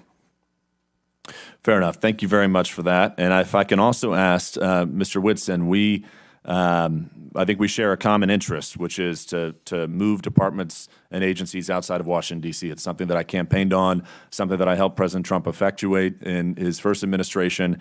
And I have to imagine that if we have departments and agencies outside of D.C., if we've got a workforce that's more reflective of the balance that America is, we at the same time, too, could potentially root out some of this waste, fraud, and abuse by enabling other Americans, other citizens of our country to help advance some of these issues. So would love your commentary on that before my time expires. No, I think you're exactly right, Congressman Jack. And so I think, you'd save a lot of taxpayer money. So building a headquarters in downtown D.C. versus Huntsville, Alabama, you're going to be able to save a lot of money. Number 2 is you're actually going to make life better for the employees as well. So that's a point that's also missed a lot, but commuting into D.C. versus being able to go somewhere else where it's a better cost of living and things like that might be better for the folks. And then lastly, these areas where you set up a headquarters are going to be populated by people that live in the area to fill the rank and file of staff positions. And so if you plant these federal agency headquarters in the heart of any area that's overwhelmingly one party or the other, then you're going to naturally get that sway versus something that's more representative of the people as a whole. Well, thank you very much, our witnesses. Mindful of my time, I want to finish before my time expires. I yield back to our chairwoman, Marjorie Taylor Greene. Thank you. And Chairwoman, I would like to ask for unanimous consent to enter something into the record. So what is it? It is a report from the Congressional Research Service, nonpartisan CRS, that lays out the rules and the law for firing inspectors general, which of course look into waste, fraud, and abuse. And Without objection. Thank you. And that rule requires for the law to be followed, for Congress to be notified with 30 days and a reason for firing inspectors general to give Congress a chance to overrule that, and that's the law. So thank you for entering that into the record. Madam Chair. Without objection, the materials Mr. Jack cited are also submitted for the record. I now recognize. Yes. Apologies. While we're on it, I'd also like to ask for unanimous consent to submit for the record 2 items. One is a statement from the AFL-CIO, Department of People who work for a living with views on working people to make the government work. And the second is a statement from the Center for Responsibility and Ethics in Washington on ways to combat waste, fraud, and abuse in the federal government. Without objection, so ordered. I now recognize the gentlelady from New Mexico and Ranking Member Ms. Stansbury for 5 minutes. All right. Well, thank you, Madam Chairwoman, and thank you once again to all of our witnesses for being here to testify. Thank you to my colleagues. We are going to have so much fun in this committee, this Congress. I actually appreciate the video that was shown just a few moments ago, because when I worked at the Office of Management and Budget, I actually worked on the waste EO that was referenced that President Obama signed. But there is one fundamental difference between the presidents and vice presidents that were shown on that video and what's happening today, and that is that they followed the law. So my colleagues across the aisle who are asking us to get out of the way and stop trying to block things in the courts, let me tell you, we do not work for an unelected billionaire like apparently this guy does. We work for the American people. And so if an unelected, unvetted individual private citizen is hacking our government systems, breaking the law, firing federal employees, dismantling statutorily created agencies, withholding funds, we are going to fight you in the courts.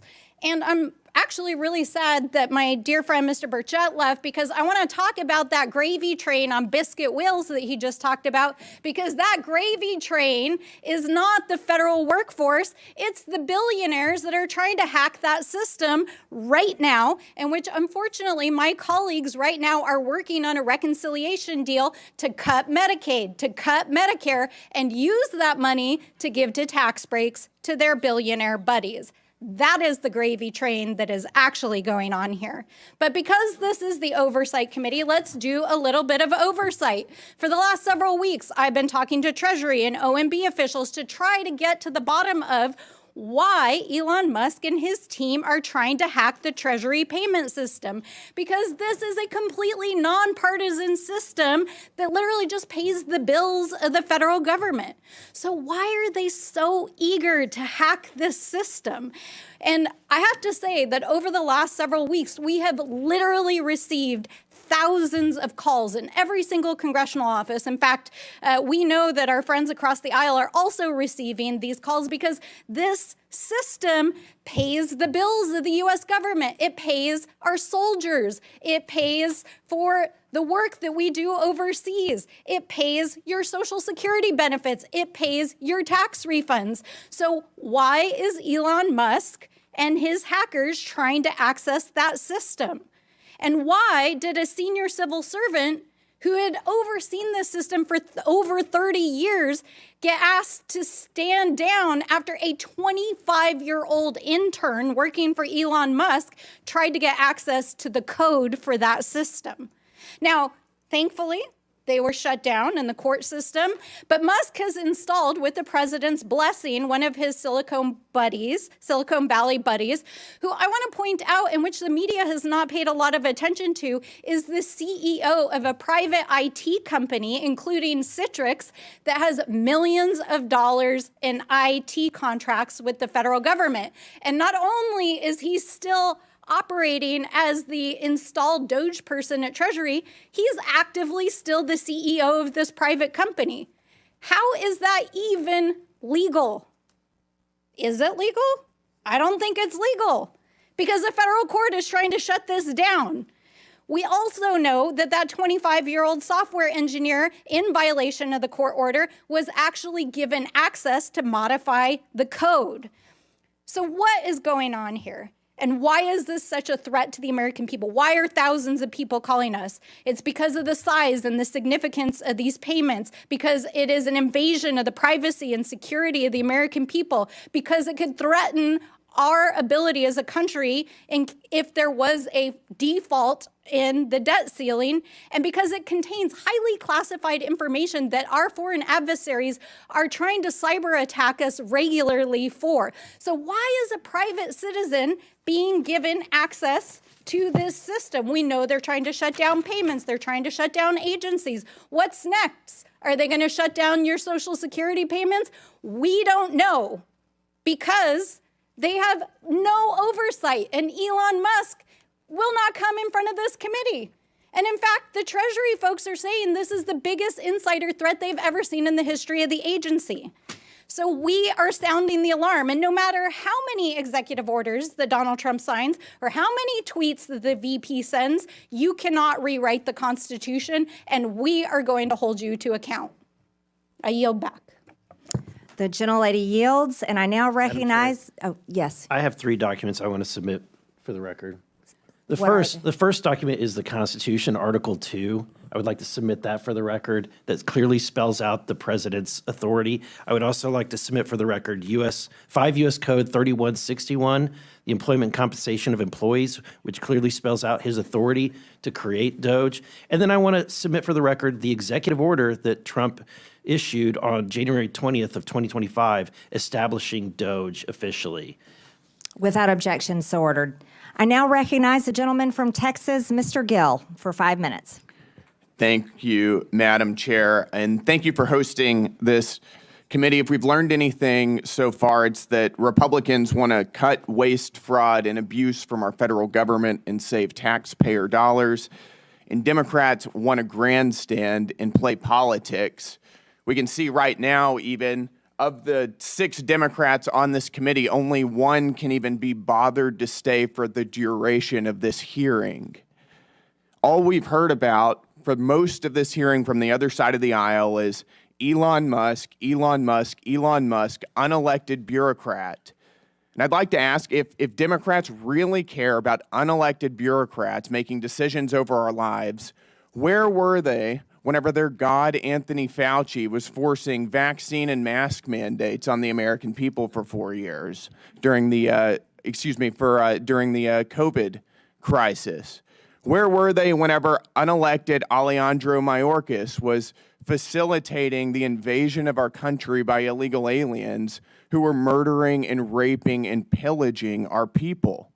Where were they whenever the Secretary of Education, unelected Cardona, targeted states and schools and people who were disagreed with his view of the radical left's transgender ideology? Where were they whenever Gary Gensler, former chairman of the SEC, also unelected, was lawlessly thwarting the development of financial markets, particularly in the crypto space, by lawlessly pursuing regulation via enforcement? They were nowhere to be seen because they don't care, because all of those things benefited their side of the aisle at the expense of ours. And perhaps that's also why they don't seem to be very interested in rooting out improper payments from our federal government. If you wonder why so many people are cynical about American politics, this is it. This is exactly why. The reality is that Elon Musk serves as an employee of the president, and we were given a massive mandate to carry out what he's been doing. His job is to carry out the will of the American people as expressed through the executive. That's exactly how the Constitution is supposed to work. The Constitution did not create an unelected, unaccountable 4th branch of government in the administrative state. The American people know this. My colleague Brian Jack discussed some of the opinion polls recently. We are doing, and President Trump is doing, exactly what he was elected to do. And that's why he's polling at a 53% approval rating, higher than he was at any point during his first administration. Even Elon Musk and his DOGE efforts now are polling at a 49% approval rating, which, just to point out, is 16 points higher than President Biden was polling at whenever he finished his term in office. The Democrat Party has for decades systematically grown and weaponized the administrative state against the American people and the American people have had enough of it. Right now, we're talking about $2.7 trillion in improper payments since 2003. We're uncovering what could be the biggest money laundering scandal in American history. And the other side of the aisle could care less. They have no concern about where this money went, to what entities it went, to what governments, to what people or groups, nothing. All they want to talk about is Elon Musk incessantly. So it does make me wonder, if they don't care about where it's going, do they have an idea? Because what we've uncovered so far is that so much of the waste, fraud, and abuse of our federal government is actually funding their side of the aisle. It's funding media outlets that are running cover for Democrats routinely. The NPR, PBS, the BBC, Politico. It's going to fund left-wing NGOs that are facilitating the invasion of our country. It's going to fund left-wing transgender activism and sex changes all over the globe. This is money that's being used, taken from the American people and used against their interests. If you care about rooting out waste, fraud, and abuse, we should be serious about this. I'm very excited to be on this committee. I'm excited to expose what's being going on. Thank you, Madam Chair, and with that, I yield. The gentleman yields. In closing, I want to thank our witnesses again for their testimonies today. I now yield to the ranking member for closing remarks. Thank you, Madam Chairwoman. Well, I never thought so many conspiracy theories and wild accusations could be wound into one 5-minute speech, but I appreciate my friends across the aisle. First of all, let's talk about this massive mandate that supposedly brought Donald Trump into office. Donald Trump did not run on putting an unelected billionaire in charge of dismantling the federal government. He ran on lowering prices for Americans. And I think it's interesting that while we're sitting here this morning, the top of the New York Times is reporting that inflation has risen unexpectedly as food and energy prices have soared. What's going on, guys? I thought you were going to tackle inflation and food and energy prices. Isn't that what the executive orders were supposed to do? Oh, wait. Or is dismantling diversity, equity, and inclusion in our federal agencies and putting an ideological agenda and trying to fire the federal workforce your actual agenda? Have you been too busy trying to actually address the fiscal health of this country? Because the numbers are telling us that you have. So let's be real about what's going on here. I also want to point out that literally while we've been sitting here for the last almost 2 hours getting lectured on fiscal responsibility, literally the Republicans just released their plan to raise the debt limit while we were sitting here. And they want to raise it by $4 trillion. Okay, guys, like literally, I'm just like without words. Inflation is going up. You want to raise the debt ceiling by $4 trillion. You want to gut Medicare. You want to gut Medicaid. You're talking about going after Social Security after promising that you wouldn't. I mean, really, what the heck is going on here? We're not trying to take down Elon Musk as a businessman. This dude is literally breaking the law inside of the federal government. And for a party that is supposed to be the party of law and order, in quotes, I really do not see you holding him accountable and doing your most basic constitutional responsibility in the separation of powers. So, I want to end where I started. We are the Oversight Committee. We are the People's House for the United States of America. We represent the American people. And so, Mr. Elon Musk, if you would like to appear in front of the Oversight Committee, you have been duly invited. Please, come tell us what you're doing. Come testify in front of the American people. And please, come hold yourself to account. With that, I yield back. The gentlelady yields. I now recognize myself for closing remarks. President Trump was elected with a mandate to rein in unaccountable bureaucracy in Washington and to wage war on waste. I know that because I campaigned alongside him, and so did my colleagues. This hearing was the first battle of that war, and in the coming days, the subcommittee will release a report with legislative solutions to the problems we have identified here today. We aren't going to wait all the way until the end of this Congress. We're going to get to work immediately. The bureaucrats who have run Washington for decades are beyond the point of forgiveness. Their sheer incompetence and pure spite for the hardworking American people have resulted in total failure. The federal government has made over $2.7 trillion in improper payments since 2003. Including $236 billion in 2023 alone. Those are trillions of dollars that honest Americans have paid in taxes at gunpoint over the years.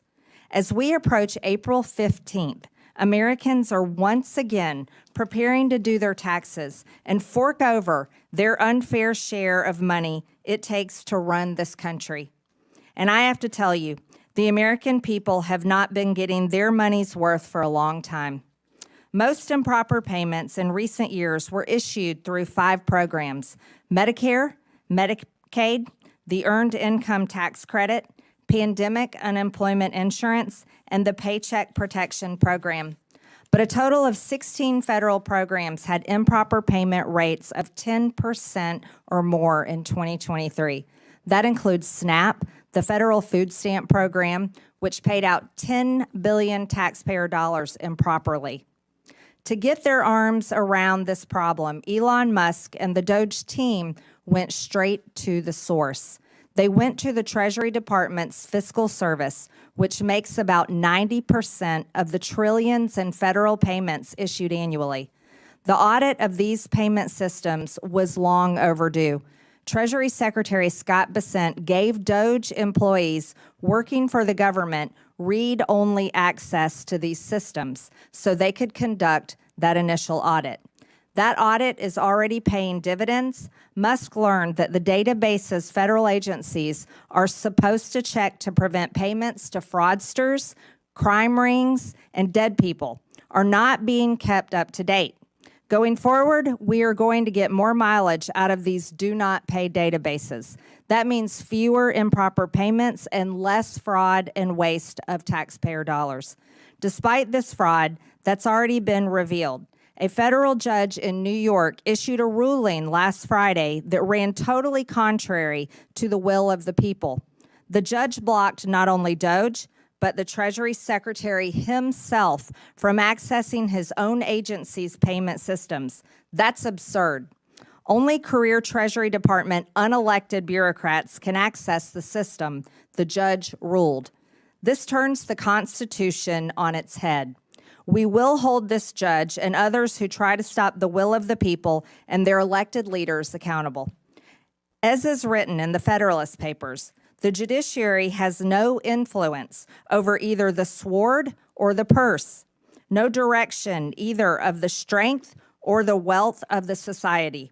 It may truly be said to have neither force nor will, but merely judgment, and must ultimately depend upon the aid of the executive arm for the efficacy of its judgments. But the whole DC swamp is freaking out that the unelected officials from DOGE were allowed access to these systems. That makes no sense. Federal judges were not elected. The Treasury bureaucrats were not elected. And they have failed to fix the problem that is enabling American taxpayers to be robbed. So why not bring in skilled outside experts like private companies and private citizens who are successful in the real world to do everyday work that we need to get done here, like audits? Of course, federal payment systems are only one link in the improper payment chain. We need to look at other links in the chain. We need better front-end identify verification to screen out fraudsters, and we need to close eligibility loopholes. That means not letting applicants self-attest to their own eligibility. And it means ending categorical eligibility, which lets someone who fraudulently qualifies for one federal benefit automatically get other federal benefits. Finally, we need to better coordinate fraud prevention efforts between federal governments and the states. These are all issues that we will be taking a hard look at in this committee and coming up with solutions to, including legislation and referrals to committees of jurisdiction that will deliver for the American people. With that and without objection, all members have 5 legislative days within which to submit materials and additional written questions for the witnesses, which will be forwarded to the witnesses. If there is no further business without objection, the subcommittee stands adjourned.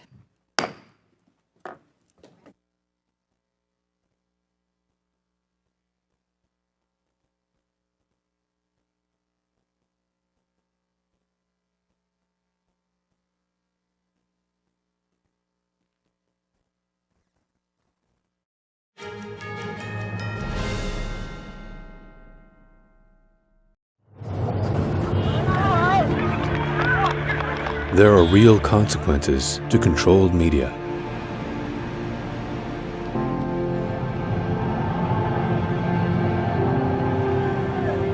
And NTD's founders know them firsthand. Our freedom of thought is the price. This is the lesson that guides us in everything we do. So there's the tear gas there. We know the value of a free society. And we take seriously the responsibility to preserve it.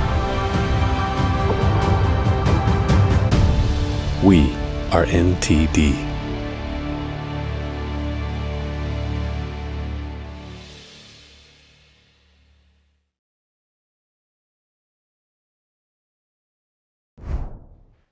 Welcome to NTD News Today. Here are today's top stories.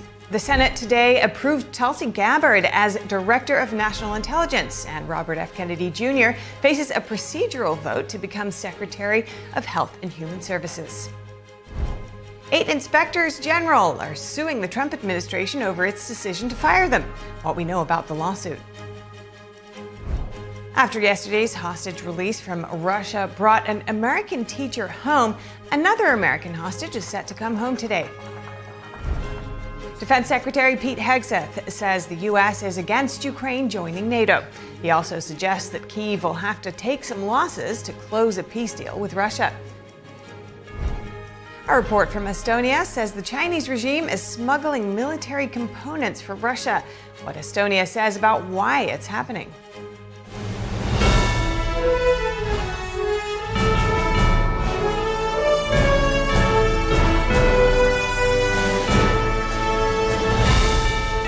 This is NTD News Today, live from our global headquarters in New York City. Today is Wednesday, February 12th. I'm Stephanie Cox. Former Representative Tulsi Gabbard has been confirmed as the nation's intelligence chief. The Senate voted along party lines today. Senator Mitch McConnell was the only GOP lawmaker who voted against her. Gabbard will step into a position overseeing the 18-agency intelligence community. It was created by Congress in the aftermath of the September 11 terror attacks. She has faced bipartisan scrutiny over past statements seen as supporting U.S. adversaries and concerns about her lack of intelligence experience. With the blizzard battering the Capitol, Senate leadership announced late Tuesday that voting had been moved from shortly after midnight till earlier today. Also scheduled today is a procedural vote for Robert F. Kennedy Jr. in his bid to become Secretary of Health and Human Services. Kennedy also faced fierce opposition from Democratic senators. If the procedural vote passes, a final confirmation vote could take place in the coming days. 8 U.S. inspectors general have filed a lawsuit challenging President Trump's decision to fire them. The lawsuit was filed today in federal court in Washington. It asks a judge to declare the firings unlawful and restore the inspectors general to their positions at the agencies. The inspectors general are independent watchdogs who act as a check on abuse and mismanagement. The president can remove the inspectors general, but the Trump administration did not give Congress a 30-day notice required by law. Trump has fired at least 17 inspectors general as part of his pledge to reshape and overhaul the federal government.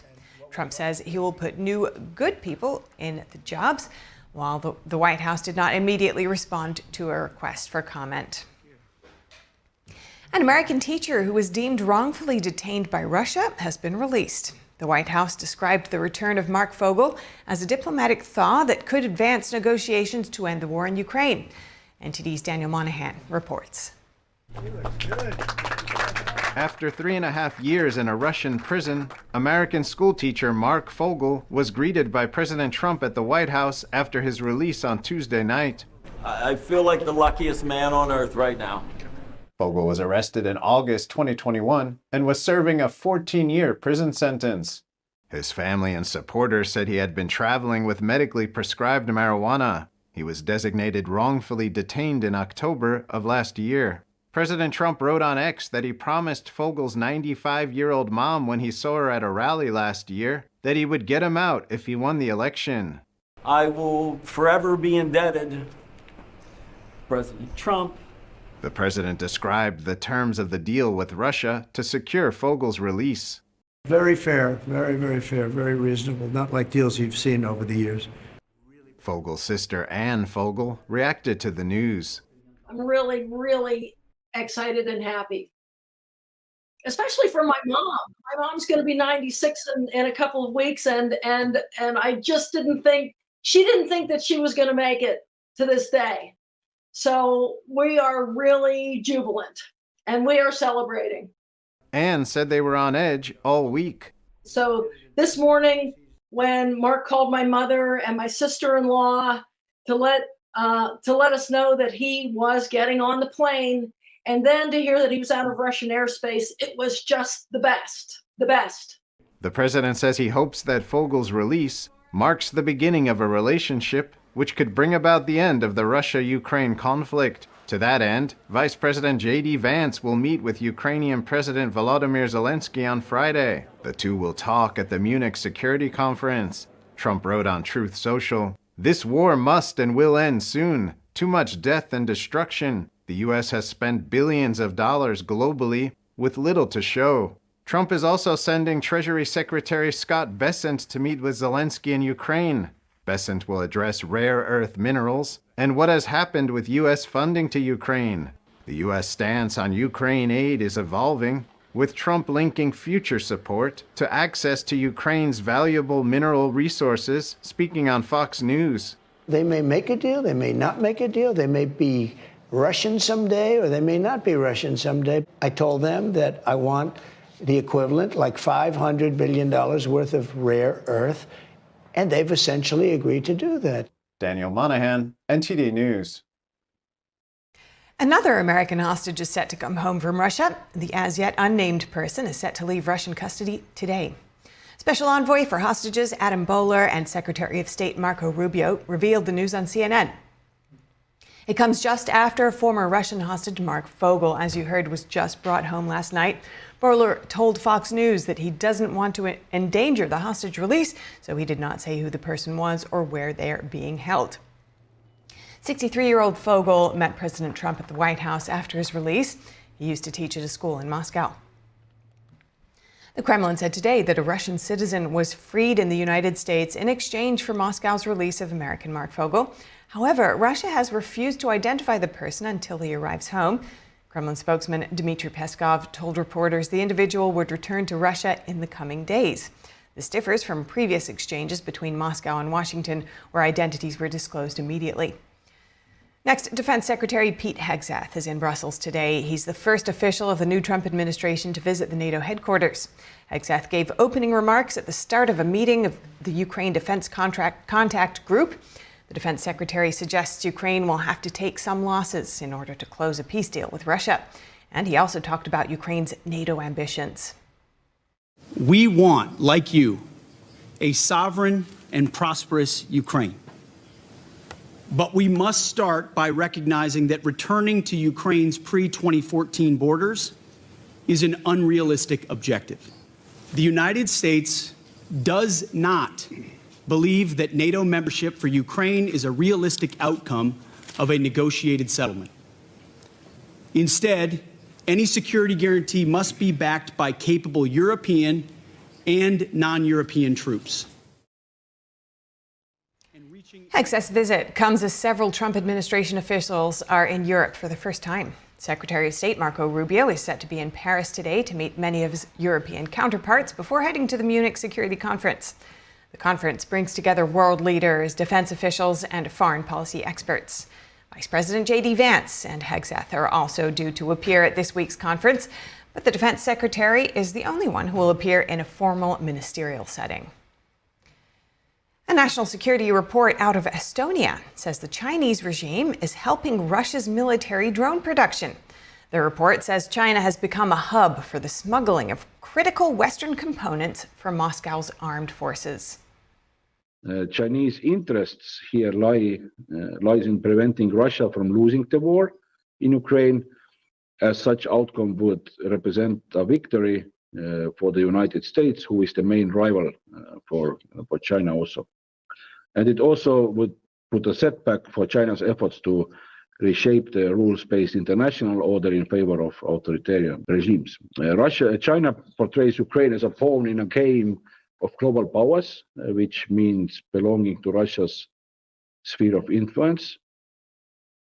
NATO member Estonia closely tracks Russian military capabilities. It regards Moscow as the major threat to its security, especially since Russia's invasion of Ukraine in 2022.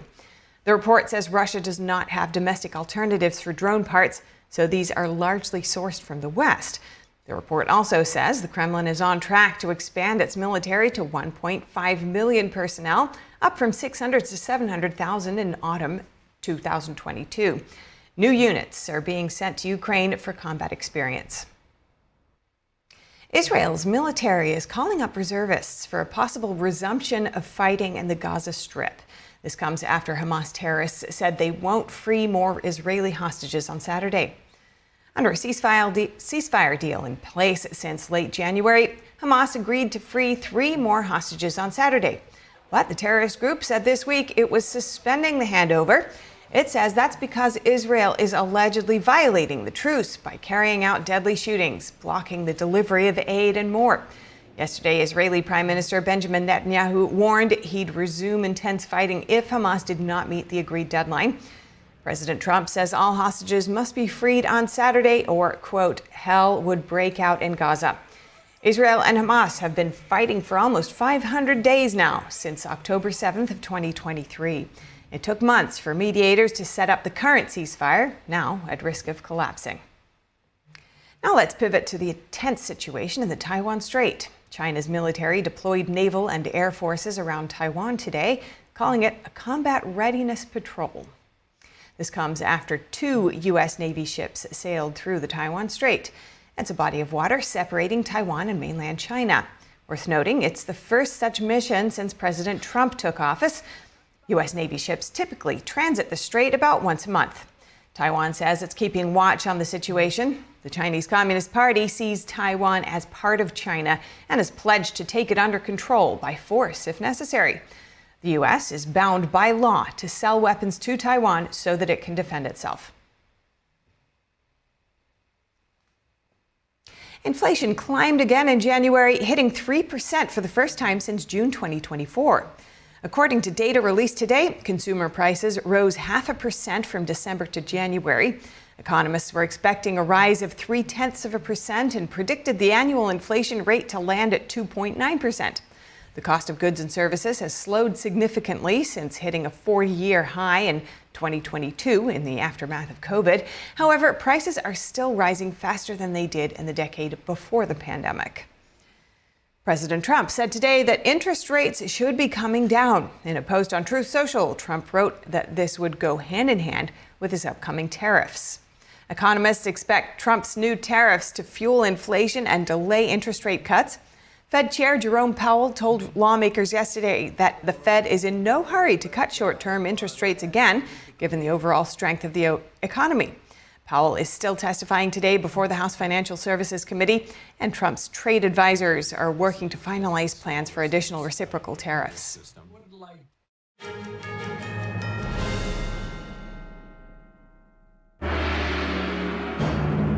What has lasted 5,000 years was once almost lost. Now, the world awaits the divine culture's return.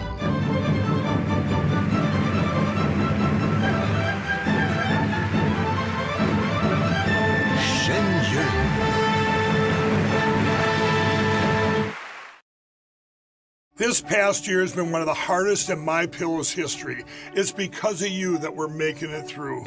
My employees and I want to thank you for your continued support by extending our wholesale prices on classic MyPillows. Get standard classic MyPillows only $14.98. I can't believe I'm even saying that. Only $14.98. But it gets even better. Upgrade to a queen size MyPillow for just $18.98. King size only $1 more. Get my body pillows $29.98 and multi-use MyPillows for only $9.98. So go to mypillow.com or call the number on your screen. Use your promo code to take advantage of these wholesale prices, including my standard size MyPillow, originally $49.98, now only $14.98. Queens $18.98, Kings only $1 more. Not only that, order $75 or more, ship absolutely free. From all of us here at MyPillow, thanks America! August was born 3 pounds, 9.8 ounces. When I first saw him, it was like a whole range of emotions, joy, sadness. There's gonna be obstacles. You're gonna feel like, why is it happening to me? And you're gonna realize you're not the only one. There's no perfect way. Your own way will be the perfect way. You're gonna protect it with all your might. Just seeing him happy, it's just joy, you know? I look through his eyes, I can envision like a whole future with him already. To throw the first football to him, give him ice cream for the first time. Oh man, he can smile now. I'm happy because he's advancing in life, you know? He's growing. Being a young dad, it's not giving up, it's shifting. My life is now devoted to his life.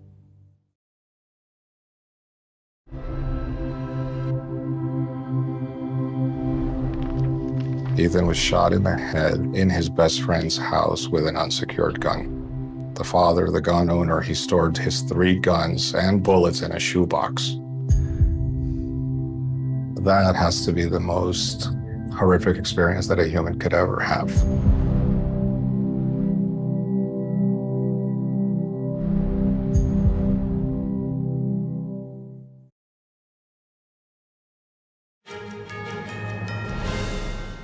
Welcome back. President Trump is going all out with his plan to downsize the federal workforce.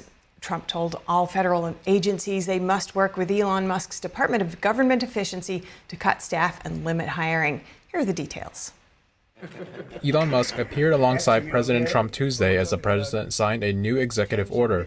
In it, Trump directed all federal agencies to work with Musk and his Department of Government Efficiency, or DOGE, in his workforce optimization initiative. It was a rare joint Oval Office appearance, and Musk took the opportunity to explain why DOGE was taking on the federal bureaucracy. Well, we have this unelected, fourth unconstitutional branch of government, which is the bureaucracy, which has, in a lot of ways, currently more power than any elected representative. A White House fact sheet says federal agencies will plan for large-scale reductions in their workforces. It also says agencies will determine which components need to be combined with others or eliminated altogether. The fact sheet added that agencies should hire no more than 1 employee for every 4 employees that depart from federal service. There are plans for exceptions when it comes to immigration, law enforcement, and public safety. Trump said DOGE has already uncovered tens of billions of dollars in mismanaged funds. The Department of Education said Tuesday that DOGE canceled 89 multi-year research contracts. In total, they're worth around $900 million. Also canceled were 29 contracts related to diversity, equity, and inclusion training and education, totaling over $100 million. A new White House list says DOGE has managed to cut government spending by more than $3.4 billion already. Democrats criticized Trump's efforts to downsize the federal government. Led by House Minority Leader Hakeem Jeffries, dozens of lawmakers rallied alongside union workers in Washington, D.C. The attack on the civil service is unacceptable unconscionable, un-American, and we are going to stand with you until each and every one of those unlawful executive orders are fully and completely reversed, buried in the ground, never to rise again. A U.S. district judge Saturday temporarily blocked DOGE access to the government systems used to process trillions of dollars in payments. And a federal judge put on hold a program offering 7 months of severance pay to government workers who agreed to resign.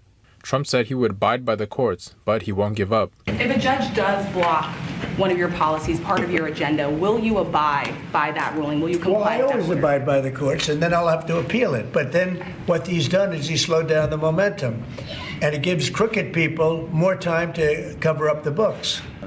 According to Elon Musk, the people voted for major government reform, and that's what they're going to get. As you just heard, President Trump has stated that he will abide by court rulings blocking his agenda, but will appeal them in hopes of reversal by higher courts. His comments come as his administration faces dozens of lawsuits challenging its policies. Many have led to court orders blocking specific actions. For instance, 3 federal judges have halted his attempt to limit birthright citizenship.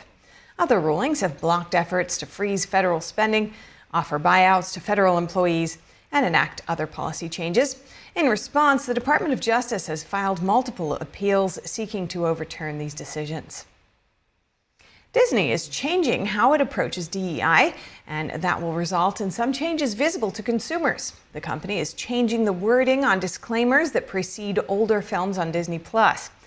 The current warning indicates the films include, quote, negative depictions and or mistreatment of peoples or cultures. The new warning will indicate the content is, quote, presented as originally created and may contain stereotypes or negative depictions. It comes alongside changes to diversity, equity, and inclusion initiatives inside the organization. Disney issued a memo to employees explaining that diversity and inclusion would be a less prominent factor for executive compensation. The company has a new initiative called Talent Strategy, which measures how leaders incorporate different perspectives. Turning to Missouri, the state attorney general Andrew Bailey is suing Starbucks. Bailey alleges the coffee chain considers race and sex when it hires its employees. The suit claims Starbucks unlawfully segregates employees and provides exclusive training and employment benefits to select groups in violation of anti-discrimination laws.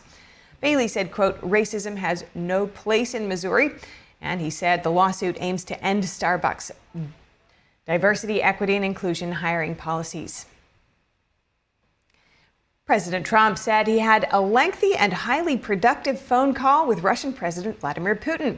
In a Truth Social post, Trump said he discussed Ukraine, the Middle East, energy, artificial intelligence, and other subjects with Putin. Trump said he and Putin agreed to the two countries want to stop the war between Russia and Ukraine. Both leaders pledged to work together, including visiting each other's nations. They also agreed to start negotiations immediately. Trump said he will first call Ukrainian President Zelensky to inform him of the conversation. Trump has asked Secretary of State Marco Rubio, Director of the CIA John Ratcliffe, National Security Advisor Michael Waltz, and Ambassador and Special Envoy Steve Witkoff to lead the negotiations. The president said he feels strongly that the talks will be successful. Trump also thanked Putin for Russia's release of American teacher Marc Fogel. Florida lawmakers made a third attempt at a special session yesterday aiming to fast-track President Trump's crackdown on illegal immigration. Proposed laws would require state and local law enforcement to assist federal agencies and impose stricter penalties on illegal immigrants, including harsher consequences for simply entering the state. Another bill would establish an immigration board to support state, local, and federal authorities. 3 bills are up for consideration this week, with a vote set for tomorrow. One measure mandates the death penalty for illegal immigrants convicted of capital offenses, including child rape and murder. A new Mpox strain has reached New York. The state health department confirmed its first case yesterday. The Centers for Disease Control and Prevention says there were 3 separate cases in California, Georgia, and New Hampshire. The CDC says all of them are caused by the little-known Clade LB strain, though the agency says none of the cases are linked. The World Health Organization declared Mpox a global public health emergency in August for the second time in 2 years. The New York State Department of Health declined to give out any additional details. Kilauea volcano began shooting lava into the air once again on the Big Island of Hawaii. Kilauea is one of the world's most active volcanoes. It has been erupting on and off for nearly 2 months since it burst to life on December 23rd. The eruption has been taking place at the volcano's summit crater inside Hawaii Volcanoes National Park. No residential areas have been threatened. The latest release of molten rock began around 10 a.m. local time yesterday. A half hour later, a vent shot lava about 330 feet high. This is the 9th episode of eruptive activity since December 23rd. People have been flocking to overlook sites inside the national park to get a view of the eruption. And 2 people are in critical condition after an explosion near a bus headquarters in El Paso, Texas. The blast injured several people, triggered evacuations, and sent a thick plume of smoke into the air. The El Paso Fire Department says the incident happened yesterday inside a maintenance garage near El Paso International Airport. 7 people sustained injuries, with 4 transported to hospitals and 3 declining treatment. Among those hospitalized, 2 remain in critical condition and 1 in serious condition. The explosion was initially described as a vehicle explosion, but the cause is still under investigation. Authorities have yet to confirm whether a vehicle was the source. California lawmakers are pushing for a new bill to impose tougher penalties on looting and impersonating first responders in wildfire zones. As officials tackle a surge in scams from January's deadly wildfires, FEMA and the U.S. Army Corps of Engineers are starting efforts to remove debris. NTD's Christina Corona has the details. LA County District Attorney Nathan Hochman and state lawmakers announced a new bill on Monday, AB 469, to combat looters and scammers in fire zones. The proposed law would make such crimes a felony with longer prison sentences. What it does is it strengthens the laws of looting. So now it's a felony. Now you can go to state prison if you engage in these acts of looting during a state of emergency. It strengthens the laws dealing with impersonating a firefighter, a police officer, a National Guardsman during this state of emergency. The bill would make looting a felony with up to 4 years in prison, addressing scams in the Palisade and Eaton fire zones. January's wildfires led to over 24 looting arrests, including suspects posing as firefighters to access evacuated homes. When people see a firefighter or other first responder during an emergency, they need to know with absolute certainty that the uniform and equipment is being worn and used by someone who is sworn to protect. Hochman said the law closes loopholes such as entering evacuated homes or abandoned cars during emergencies. It also remains in effect through recovery and rebuilding. That if they want to engage in their despicable acts during a state of emergency, they will be held maximally accountable. FEMA and the U.S. Army Corps of Engineers started Tuesday to remove fire debris from private properties damaged in the January wildfires. The cleanup, in partnership with LA County, includes removing ash, hazardous trees, and damaged structures for those who submitted right of entry forms. Once the EPA clears hazardous material, the Corps can begin removing debris from residential properties destroyed in the fires. Right of entry forms are available online at recovery.lacounty.gov/debris-removal. LA County has received over 7,300 right of entry forms, which are due by March 31st. Reporting from the city of El Monte, Christina Corona, NTD News. California's FAIR plan, which is the state's insurance safety net, has run out of cash to pay for Los Angeles wildfire claims and will get $1 billion bailout. State regulators made the announcement yesterday. 2 of the most destructive fires in the state's history destroyed nearly 7,000 structures in the Pacific Palisades area and more than 9,000 in the suburb of Altadena last month. Since then, the FAIR plan has been inundated with claims from homeowners without private insurance coverage. So far, the plan has paid out $914 million to policyholders. The $1 billion bailout is the largest in the history of the plan and will likely worsen the home insurance crisis by raising the cost of home insurance for California homeowners. California's insurance commissioner said new state rules should prevent more insurance carriers from leaving California, and that should help stabilize the market. A change in plans that could bring 2 NASA astronauts home a couple of weeks sooner than previously scheduled. Butch Wilmore and Sunny Williams launched on Boeing's Starliner's first crewed test flight back in June. They've remained on the International Space Station months longer than expected. The space agency said yesterday it has adjusted the schedule because it decided to swap the SpaceX capsule it will use for the upcoming Crew 10 mission. The Crew 10 astronauts must arrive at the space station before Wilmore and Williams can complete their rotation. If all goes as planned, the astronauts should head back to Earth in mid-March. Apple Maps has joined Google in renaming the Gulf of Mexico to the Gulf of America. The change comes after the U.S. Geographic Names Information System made the change official. Microsoft's Bing Maps has also made the change. Renaming the Gulf of Mexico was among President Trump's first slew of executive orders. Tech companies and news organizations are now making decisions about what name to use. Google, for example, said U.S. users will see the name Gulf of America. Mexican users will continue to see Gulf of Mexico, while the rest of the world will see both names.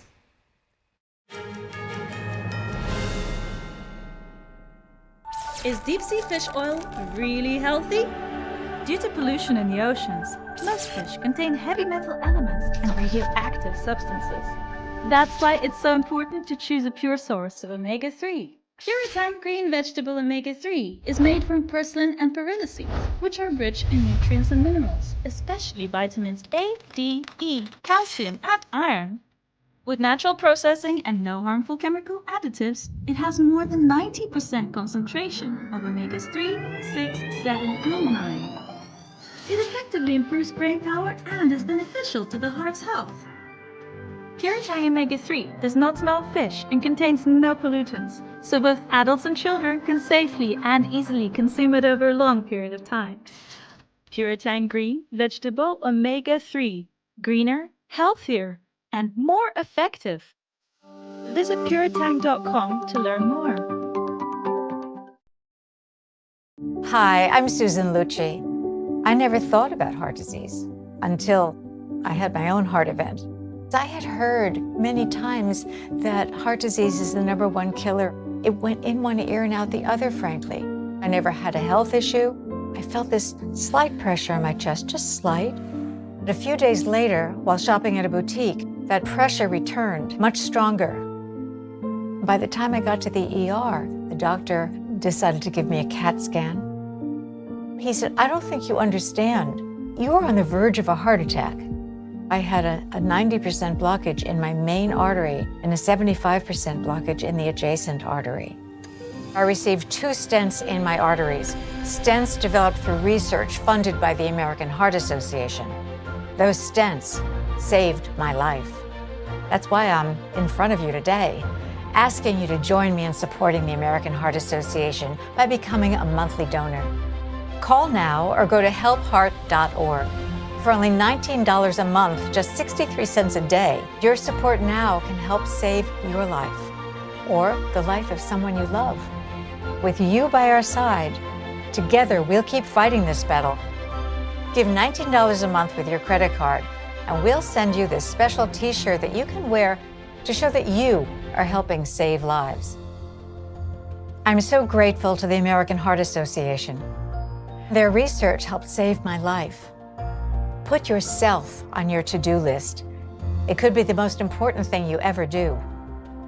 Please, listen to your heart. The only reason I'm here today is because I did. So please call the number on your screen or go to helpheart.org now. Join me as a monthly donor today and help save even more lives. Thank you.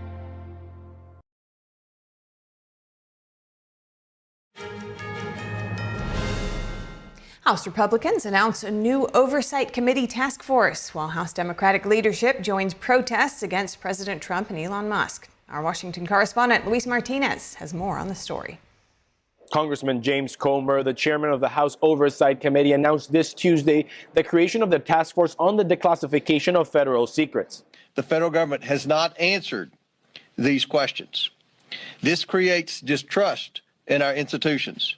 That ends today. And the mandate of this task force is to acquire that transparency. The newly created task force will be led by Congresswoman Ana Paulina Luna. The task force will not have subpoena power, but will work closely with congressional and federal partners to compel testimony if required. We'll be conducting investigations into the following: the assassinations of JFK, RFK, and Dr. Martin Luther King, unidentified aerial phenomena, also known as UAPs, unidentified submerged objects, also known as USOs, the Epstein client list, the origins of COVID-19, and the 9/11 files. According to Congresswoman Ana Paulina Luna, Speaker of the House Mike Johnson chose her personally to lead the new task force. Speaker of the House Mike Johnson also threw his support behind the works of the Department of Government Efficiency regarding government spending. They're uncovering things that we have known intuitively have been there, but we couldn't prove it.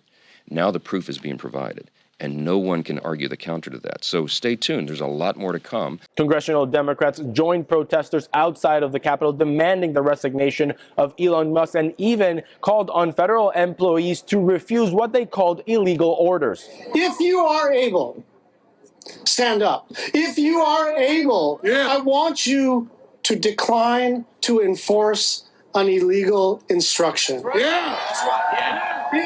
If you are able and the facts support the case, sign up in one of those whistleblower portals that the United States Senate Democrats have put up. We are not powerless. We are out of power, but we are not powerless.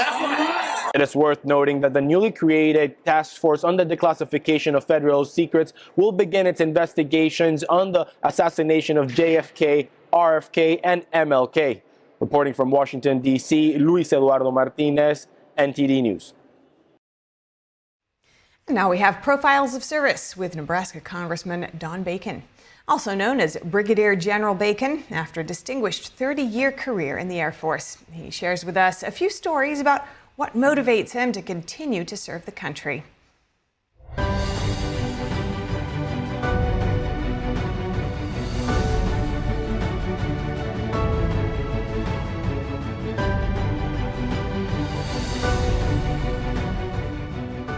I love reading about people that made a big impact on our country.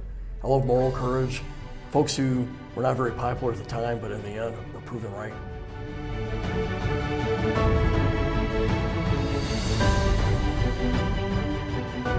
Was there something in how that you grew up that led you to where you are today? I grew up as a farm boy, and I joined the Air Force at 21, did that for 30 years, and 2 years after I retired, I was able to win a seat against an incumbent Democrat. It was a tough race. But what got me started, my grandmother gave me a World War II book when I was 10 years old. I read it maybe 20 times. I love reading about people that made a big impact on our country. I love moral courage, folks who were not very popular at the time, but in the end were proven right. So Abraham Lincoln is probably my favorite of all presidents. And I look at Martin Luther King, tremendous moral courage, and he paid for it with his life. I would say Ronald Reagan, when he ran for president in 1976, he lost, and I became a huge Reagan follower at 13, and I got involved in county races after that. I had a passion for statesmanship and history. I thought those people inspire me. Well, my North Star is the Bible, and it's some things are so counterintuitive by like pray for your enemies and love those who persecute you. That is a hard line and I've been challenged by that verse since I've been in politics. And it's about being honest, being true to your word, love your neighbor. It's counterintuitive to politics. And I think we live in a post-truth society today, that's what I call it. When we lived in the Judeo-Christian, where that dominated our culture, it was about doing the right thing. In a post-truth society, it's about winning. It's more important to win than to do the right thing. So the ends justify the means, and I don't like it. It's not right. When you're driven by beating the other guy, then you don't find compromise, you don't find consensus with the other side, and our form of government relies on consensus to get things done. There's a few times I wish I would have kept my mouth shut for a little while. Hold your temper. People who are too quick to voice their anger, I think, pay for it. My ultimate moral compass is trying to follow the teachings of Christ and the Bible, and there's been times where I've had to go against my leadership. But I've had to do that just a few times in my life. If you're doing it all the time, there's something wrong. But there's times you got to stand up if something's not going right. And it's a reminder that one person can make a difference in a unit, one person can make a difference in Congress, one person can make a difference in our country by standing up and doing the right thing. I'm really proud of the work that Chrissy Houlihan and I have done. We're both on the Armed Services Committee. What we're trying to solve is we have many junior enlisted people in the military. They're on SNAP or food stamp program. They're having to go to food banks. It's not right. And our housing was given a failing grade, the military housing and military barracks. Chrissy Houlihan and I worked for over a year together with 13 total people on our panel. You would not have known who was a Republican and Democrat. We were one team with a mission. And we came up with 31 recommendations. We got 31 passed out of the House, and 29 were approved by the Senate and signed into law. Can you share a story with us about how you have helped your constituents along the way? First of all, we have Offutt Air Force Base. I was the commander of that in 2011 and 12. We had like a 50-year flood in 2019. A third of the base was destroyed. And so I was able to get $1.4 billion to rebuild Offutt. So I was able to get enough Democrat support to get it done anyway. We had a meeting that started at 10 a.m. and it took till 5 a.m. the next day, working nonstop until I was able to get the support. Also, we've been able to get about $73 million for a rebuilt new airport. I feel like we've had a big hand in modernizing an airport that hadn't been modernized in over 40 years. It's gonna be an international airport now, and I'm so excited about that too. We have two big threats facing our country. We have the national security threat, Russia, China, Iran. The other threat is our national debt, that's $36 trillion, and it's driven by the fact that 73% of our spending now is mandatory spending. We used to have 15 workers for every retiree. Now we have 2 workers for every retiree. That framework is, we got to rethink how we fund that, because it's just not doable right now with how we built the system. I never wanted to get married early on. My family, I had a dysfunctional family growing up. I didn't think I was able to probably be a good married guy, seeing the divorces and the sort of the domestic violence in my home growing up. But then I met my wife at 18 and I go, wow. And suddenly I changed my mind. I got married at 20 and we've been married for 41 years. If I would have just been Don Bacon as a single man, I think I would have been less self-disciplined, self-controlled in my life, and I think I would have achieved a lot less. And I couldn't have done it without my wife's support. 16 moves in the Air Force. I don't think I could have done 10 years in the Congress. But her and my family are calling for me. They say, Don, we're looking forward to you being home more often. So we'll see how much longer I can do this.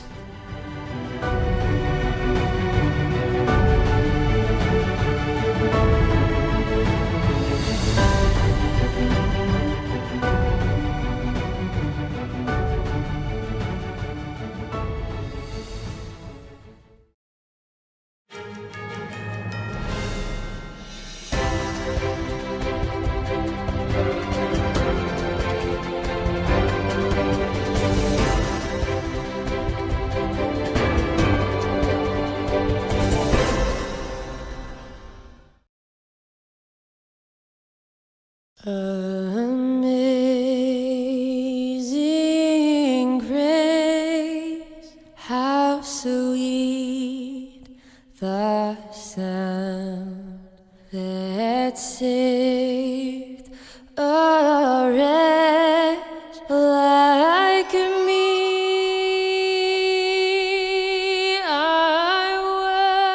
They're just young people, hungry, homeless, and vulnerable.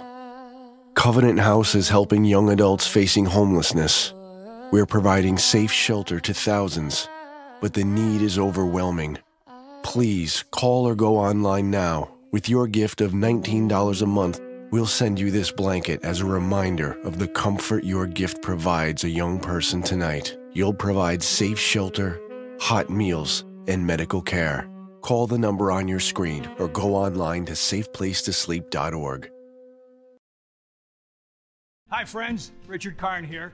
Now I'm known as the guy who can fix just about anything, but the technology in most appliances requires very special training to fix.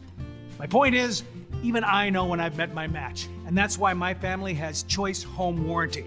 So we won't get stuck with high-priced repairs. Choice Home Warranty covers over 25 major home systems and appliances. That's your AC, heating, plumbing, kitchen and laundry appliances, and so much more. Imagine for less than a cup of coffee a day, Choice Home Warranty can help protect you from expensive major system and appliance breakdowns that your homeowner's insurance doesn't cover. but you have to call now before it's too late. Every homeowner should have Choice Home Warranty. Your homeowner's insurance is not going to cover your appliances. Washing machine, dryer, refrigerator, air condition. If I had any issues arise, they were able to take care of it immediately. Now, homeowners insurance won't protect you when your home's major systems and appliances break down due to normal wear and tear. But Choice Home Warranty will. They can help cover repairs and replacements. Choice Home Warranty is the best warranty we've ever used. It would save you so much money in the long run. Hey, I'm not the only one raving about Choice Home Warranty. They were named a Best Home Warranty Company and Best Claim Service by U.S. News 360 Reviews. Call Choice Home Warranty now and get access to a nationwide network of over 15,000 technicians and the latest appointment setting technology so you'll know when they're on their way. If I have an issue with an appliance or something around the house, I just call up Choice Home Warranty and I don't have to worry about that. So, do what this old DIYer did and call Choice Home Warranty now before something breaks down. Tell them I sent you and get your first month free. Call Choice Home Warranty before it's too late and get protection for your heating, AC, plumbing, kitchen and laundry appliances, and more. Call for your free quote today. Call in the next 5 minutes and get your first month free. 800-360-6782. 800-360-6782.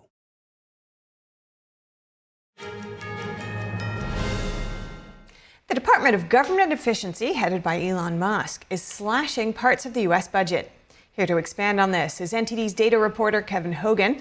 Let's take a look at how much they're cutting, what they're cutting, and what savings that could amount to over the course of the president's second term. Well, the Department of Government Efficiency, headed by Elon Musk, has cut about $8 billion, and that's just in a couple weeks right there. So that's $7.7 billion. That's a lot of money. We're here to help you understand whether or not you think that's a good thing or not. So look at this. This is the breakdown of DOGE spending. Everything from consulting to contracts. Look at this. This is $4 billion right here. Okay, that's that big blue dot right there. Now, what does that mean? That's NIH funding. That's their administrative grants, right? So they give money to places like Harvard, and Harvard charges the government, well, a lot of money, say 60%. Musk said, no, shrink that down to 15%. That's all they're allowed to charge the government, saving $4 billion. That's over half of DOGE's spending cuts right there alone. And there's a couple other things, you talk about administrative grants, right? So that's big right here. That's what they're going after mostly. And that's annual savings. So it adds up year after year. But what else though? You look at this, contracts, right? So in these contracts, you're talking about $800 or more billion in these Department of Education contracts, right? That's right here. That's this blue piece. So, you're talking 20% of the cuts that they're making, right? So what does that go into?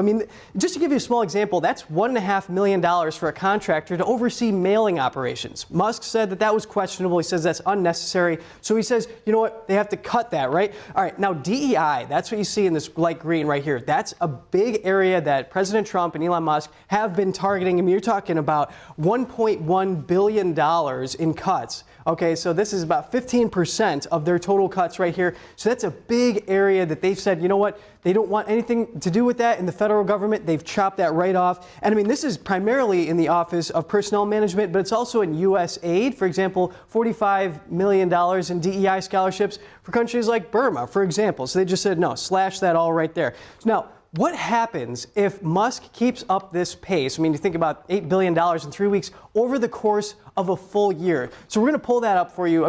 Musk is a temporary employee, right? He can only work 130 days in a year, but he may stick around for 4 years, right? So this is the projected 1 year DOGE savings. Right now, you're looking at the 2024 deficit, okay? So I'll just mark that up for you right here so you can see. 2024 deficit, and that is, that's $1.8 trillion or so, right? So that's a big deficit. What can DOGE cut from that, right? You just see it's only about $130 billion. You give him 1 year, that's what you're getting. Okay, that's minuscule. You're talking only like a few percent, right? That's not really going to do much. But now, what if you give Musk 4 years? What could you expect, right? This is a savings. We're going to put up the 2028 projected deficit, and that's according to the Senate Budget Committee, right? That's what you see here. You're talking $2 trillion. What is Musk cutting? He's cutting about $526 billion right? So that's a big, significant portion. That's 27% of your deficit that one person, just Elon Musk and his DOGE, has cut right there. That's a lot of savings for you. Okay, now we're going to move on here. We're going to take a wide view of the 2024 budget, assuming that's similar in 2025, right? You have two parts. Discretionary spending, that's about $4 trillion, and you have mandatory spending, that's $3 trillion right here. This is things like Social Security, Medicare. Musk can't touch that. The law requires that that be spent. But this is the area, this discretionary spending, that's where Musk can come in and make his cuts. What is this? This is Department of Defense. This is the housing, education, all the other things, right? So if Musk were to take from that, what could he cut if he kept up this pace for 1 year? Look at this. You're looking at about 3% that he's able to cut off that annual budget. Now, this is one-time cuts as well as annual cuts. But if you give him 4 years, look at that. You balloon that out to about 12%. Okay, so that's a significant portion of the discretionary spending that Trump and Musk would be able to shave off if he keeps at this for 4 years. Now, will Musk stick around for that long? He says he wanted to cut $500 billion. We heard Trump talking about $1 trillion that they could save. So we'll have to see what they end up doing, but that's the projection if we crunch the numbers. Back to you. Thank you, Kevin. Next up, when it rains, it pours, and sometimes it snows too. Forecasters say 2 storms in a row are striking much of the continental U.S. today. They predict a third is on its way. In some areas, the result could be devastating. Here are the details. We're calling it a parade of storms. Tens of millions of Americans are under weather alerts from 3 storms hitting in a row. This parade of winter storms is being driven by the upper-level winds known as the jet stream. Areas from Kentucky to the mid-Atlantic are dealing with inches of snow after the first storm began yesterday. Virginia State Police report hundreds of driving accidents and dozens of injuries. We're back out putting salt and sand on the bridges and the overpasses. Officials say ice on utility lines could cause power outages in some areas. It can even make walking treacherous. Beginning of the year, we bought a whole pallet of salt, and this is our last couple bags we got. Some in Virginia appear to be enjoying the snow. This is a great time for them. They love playing in the snow. They're in for more of it. Forecasters say a second winter storm starting today will stretch from the plains to the northeast. All right, sir, good luck. They predict the third storm will bring heavy rain to California. That includes areas near Redding, still recovering from floods earlier this month.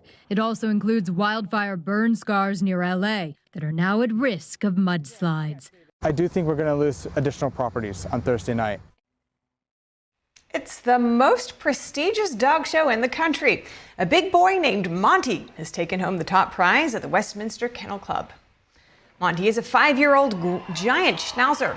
He beat more than 2,500 dogs from all 50 states yesterday. 149th Westminster Dog Show was Monty's 3rd time competing. The schnauzer was among some 200 breeds who had come to New York. The dogs compete in one of 7 groups, with the group winners advancing to the finals. In second place, Bourbon, a 9-year-old whippet, came out of retirement for the show. The other finalists were Comet the Shih Tzu and winner of the toy group, Neil the Bichon Frise, who took the non-sporting group, Freddie the English Springer Spaniel, and a champion of the sporting group, Archer the Skye Terrier from the Terrier group, and Mercedes the German Shepherd of the herding group. Judges looking for each breed's ideal standard examine the dogs' mouths and place their hands over the animals' bodies, checking for muscle tone before watching the dogs run their paces. What a scene. All right, for round-the-clock original news coverage, watch us live at ntd.com/live or download our NTD app. We'll be broadcasting live the White House briefing after this break. Stay tuned.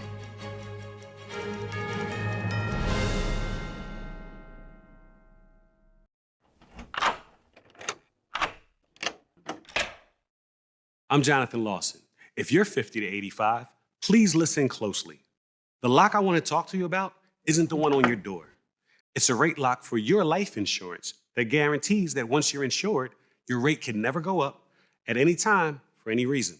Many policies you see don't have one, but you can get a lifetime rate lock from Colonial Penn. This plan was designed for people on a fixed income with coverage options that start at $9.95 a month. That's less than 35 cents a day. Your rate is locked in for life. Coverage can never be canceled, and your acceptance is guaranteed. You cannot be turned down because of your health. See for yourself. Call for an information kit and gift. Both are free with no obligation. Call 1-800-624-6556 for your free information and your free gift. That's 1-800-624-6556. 1-800-624-6556. Call now.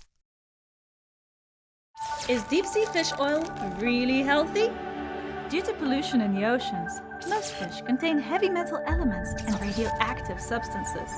That's why it's so important to choose a pure source of omega-3. Puritang green vegetable omega-3 is made from purslane and perilla seeds, which are rich in nutrients and minerals, especially vitamins A, D, E, calcium, and iron.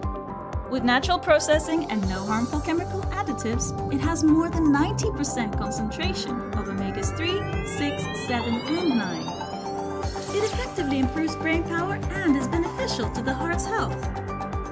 Puritang omega-3 does not smell of fish and contains no pollutants, so both adults and children can safely and easily consume it over a long period of time. Puritang green vegetable omega-3, greener, healthier, and more effective. Visit puritang.com to learn more.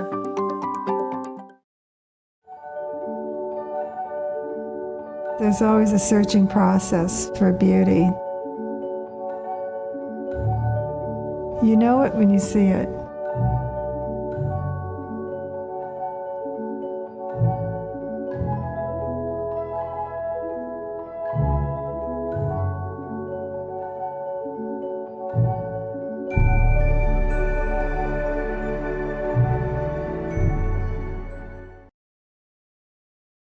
Right now at Mathis Home, buy one Lazy Boy recliner, get the second one free.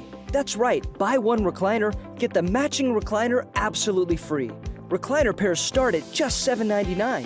It's your chance to save on the handcrafted quality and comfort that Lazy Boy is famous for. And get 2 great chairs for one low price. They're all in stock now with easy financing and fast free delivery. Buy one, get one free on Lazy Boy recliners, only at Mathis Home. My name is Steve Lance, and I am the Washington, D.C. Bureau Chief for NTD News, and I also host the Capitol Report. NTD broadcasts via satellite into China, actually. If you have a satellite dish positioned in a certain way, you'll be able to receive the NTD broadcast. And you can imagine in a country where there is no freedom of the press, there's no freedom of speech, and all of the media is state-run, that poses a significant threat to the Chinese Communist Party. And so they have gone to great lengths to influence and subvert that effort. And I think we're on probably our 13th company, all because the CCP has went after every company who has provided that satellite to stop working with us. So the impact and the role that NTD and the Epoch Times has had, not just on China and the Chinese people, but to the rest of the world, has been incalculable. It's not just Chinese people that have been misled by the CCP, but here in the West, the CCP has infiltrated every level of our society, whether it be our universities through Confucius Institutes and CSSAs, Chinese Student and Scholar Associations, or Hollywood, or the media. The Epoch Times and NTD have been reporting and documenting and raising awareness about the CCP and allowing people in the West to understand what is taking place in the largest communist country in the world. Some of the founding journalists in China initially were arrested and sentenced for 10 years, and the extent of what happened to them may still be unknown. When you understand how this company was founded, who founded it, and why they did it, and what they sacrificed, it's really something special. What's happened to this world we're living in? Why?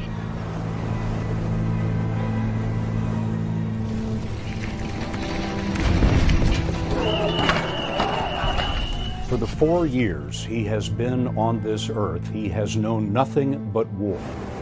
Wherever I go, the things I see, I just want to turn away.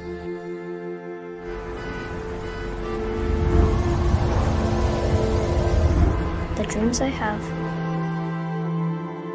the stories I could tell, will they still be possible?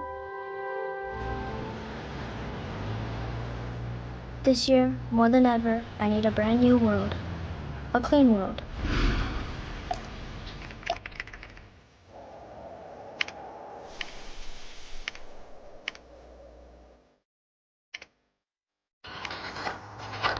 Where I can improve myself and be inspired.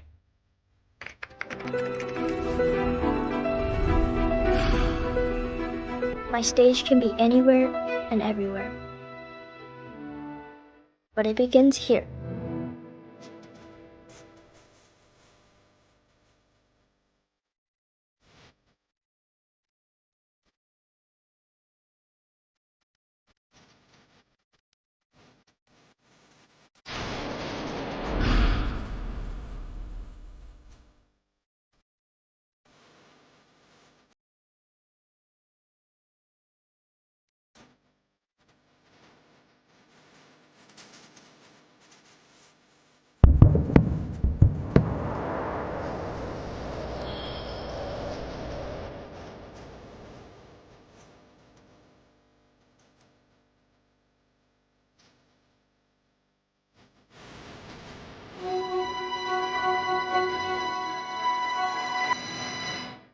Ganjing World, a brighter way of life.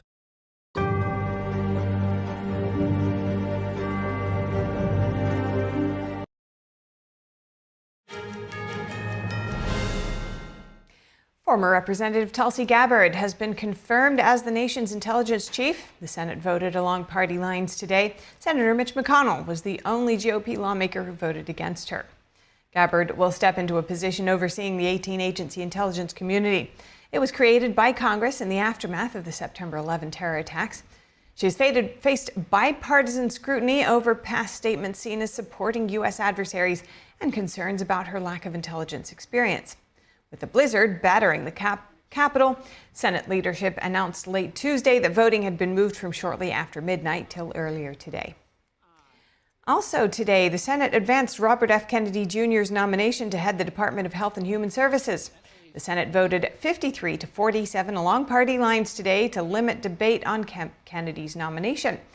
A final confirmation vote could take place in the coming days. Kennedy also faced fierce opposition from Democratic senators, primarily over his positions on vaccines. If confirmed, Kennedy would head the nation's top health agency that oversees agencies such as the FDA and the CDC. President Trump said he had a lengthy and highly productive phone call with Russian President Vladimir Putin. In a Truth Social post, Trump said he discussed Ukraine, the Middle East, energy, artificial intelligence, and other subjects with Putin. Trump said he and Putin agreed to the two countries want to stop the war between Russia and Ukraine. Both leaders pledged to work together, including visiting each other's nations. They also agreed to start negotiations immediately. Trump said he will first call Ukrainian President Zelensky to inform him of the conversation. Trump has asked Secretary of State Marco Rubio, Director of the CIA John Ratcliffe, National Security Advisor Michael Waltz, and Ambassador and Special Envoy Steve Witkoff to lead the negotiations. The president said he feels strongly that the talks will be successful. Trump also thanked Putin for Russia's release of American teacher Marc Fogel. An American teacher who was deemed wrongfully detained by Russia has been released. The White House described the return of Marc Fogel as a diplomatic thaw that could advance negotiations to end the war in Ukraine. NTD's Daniel Monahan reports. After 3.5 years in a Russian prison, American schoolteacher Marc Fogel was greeted by President Trump at the White House after his release on Tuesday night. I feel like the luckiest man on earth right now. Fogel was arrested in August 2021 and was serving a 14-year prison sentence. His family and supporters said he had been traveling with medically prescribed marijuana. He was designated wrongfully detained in October of last year. President Trump wrote on X that he promised Fogel's 95-year-old mom when he saw her at a rally last year that he would get him out if he won the election. I will forever be indebted to President Trump. The president described the terms of the deal with Russia to secure Fogel's release. Very fair, very fair, very reasonable, not like deals you've seen over the years. Fogel's sister, Anne Fogel, reacted to the news. I'm really excited and happy, especially for my mom. My mom's going to be 96 in a couple of weeks, and I just didn't think that she was going to make it to this day. So we are really jubilant, and we are celebrating. Anne said they were on edge all week. So this morning, when Marc called my mother and my sister-in-law to let us know that he was getting on the plane, and then to hear that he was out of Russian airspace, it was just the best. The president says he hopes that Fogel's release marks the beginning of a relationship which could bring about the end of the Russia-Ukraine conflict. To that end, Vice President J.D. Vance will meet with Ukrainian President Volodymyr Zelensky on Friday. The two will talk at the Munich Security Conference. Trump wrote on Truth Social, "This war must and will end soon. Too much death and destruction. The U.S. has spent billions of dollars globally with little to show." Trump is also sending Treasury Secretary Scott Bessent to meet with Zelensky in Ukraine. Bessent will address rare earth minerals and what has happened with U.S. funding to Ukraine. The U.S. stance on Ukraine aid is evolving, with Trump linking future support to access to Ukraine's valuable mineral resources, speaking on Fox News. They may make a deal, they may not make a deal, they may be Russian someday, or they may not be Russian someday. I told them that I want the equivalent, like $500 billion worth of rare earth, and they've essentially agreed to do that. Daniel Monahan, NTD News. Another American hostage is set to come home from Russia. The as-yet unnamed person is set to leave Russian custody today. The special envoy for hostages, Adam Boehler, and Secretary of State Marco Rubio revealed the news on CNN. It comes just after former Russian hostage Marc Fogel was brought home last night. Boehler told Fox News that he doesn't want to endanger the hostage release, so he did not say who the person was or where they're being held. 63-year-old Fogel met President Trump at the White House after his release. He used to teach at a school in Moscow.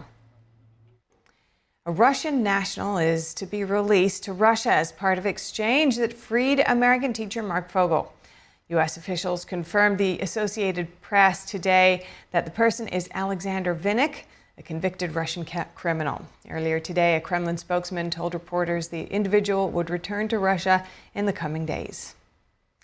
And Defense Secretary Pete Hegseth is in Brussels today. He's the first official of the new Trump administration to visit the NATO headquarters. Hegseth gave opening remarks at the start of a meeting of the Ukraine Defense Contact Group. The Defense Secretary suggests Ukraine will have to take some losses in order to close a peace deal with Russia. And he also talked about Ukraine's NATO ambitions. We want, like you, a sovereign and prosperous Ukraine. But we must start by recognizing that returning to Ukraine's pre-2014 borders is an unrealistic objective. The United States does not believe that NATO membership for Ukraine is a realistic outcome of a negotiated settlement.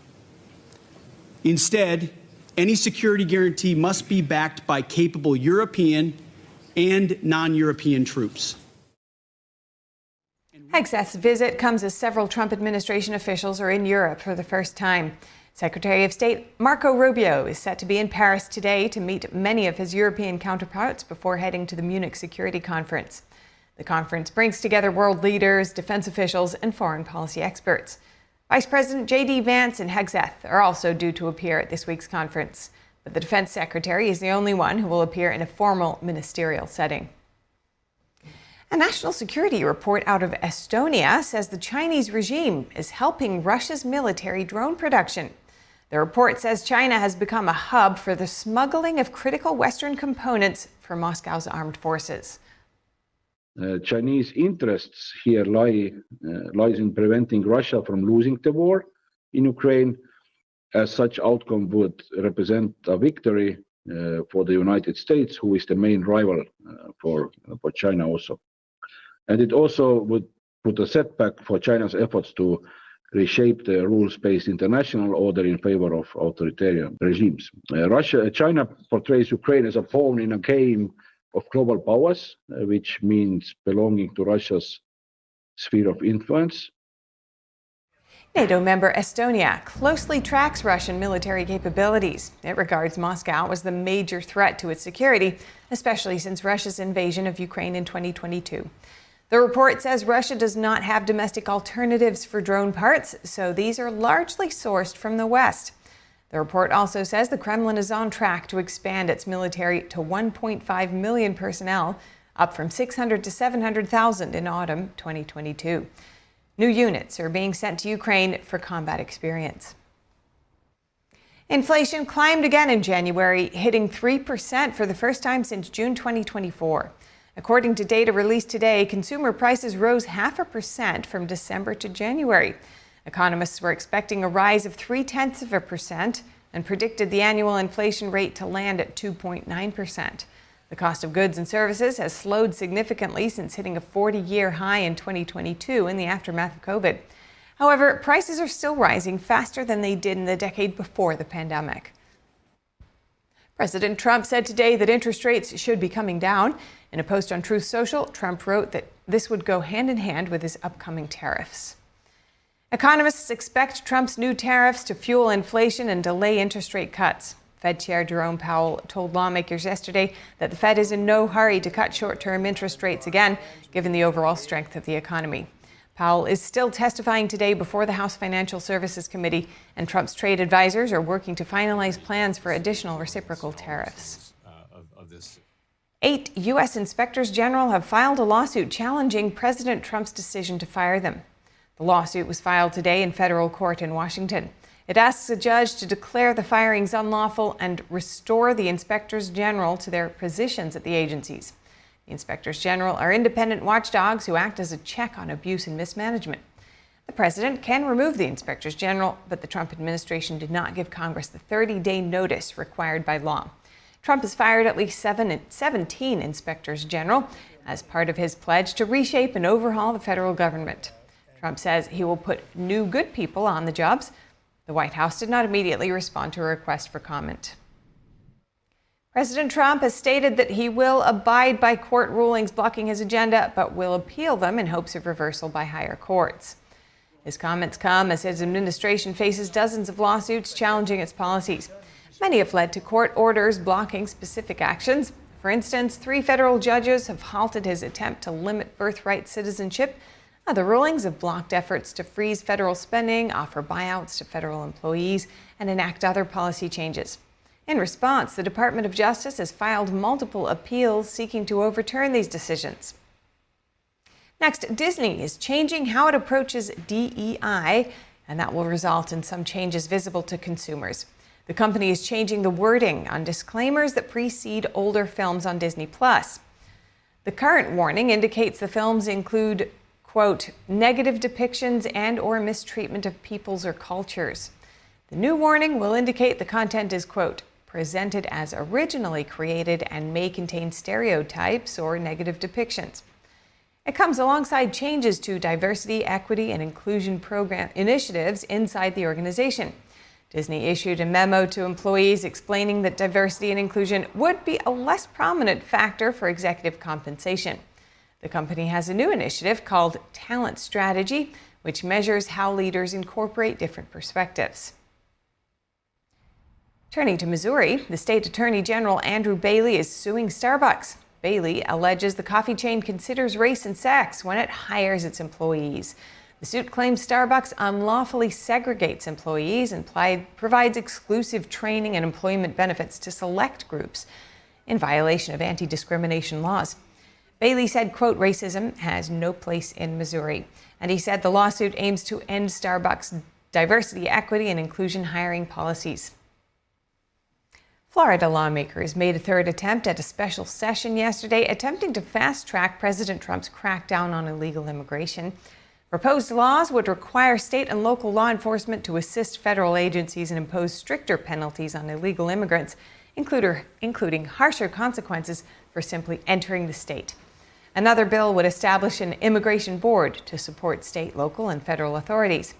3 bills are up for consideration this week, with a vote set for tomorrow. One measure mandates the death penalty for illegal immigrants convicted of capital offenses, including child rape and murder. A new Mpox strain has reached New York. The state health department confirmed its first case yesterday.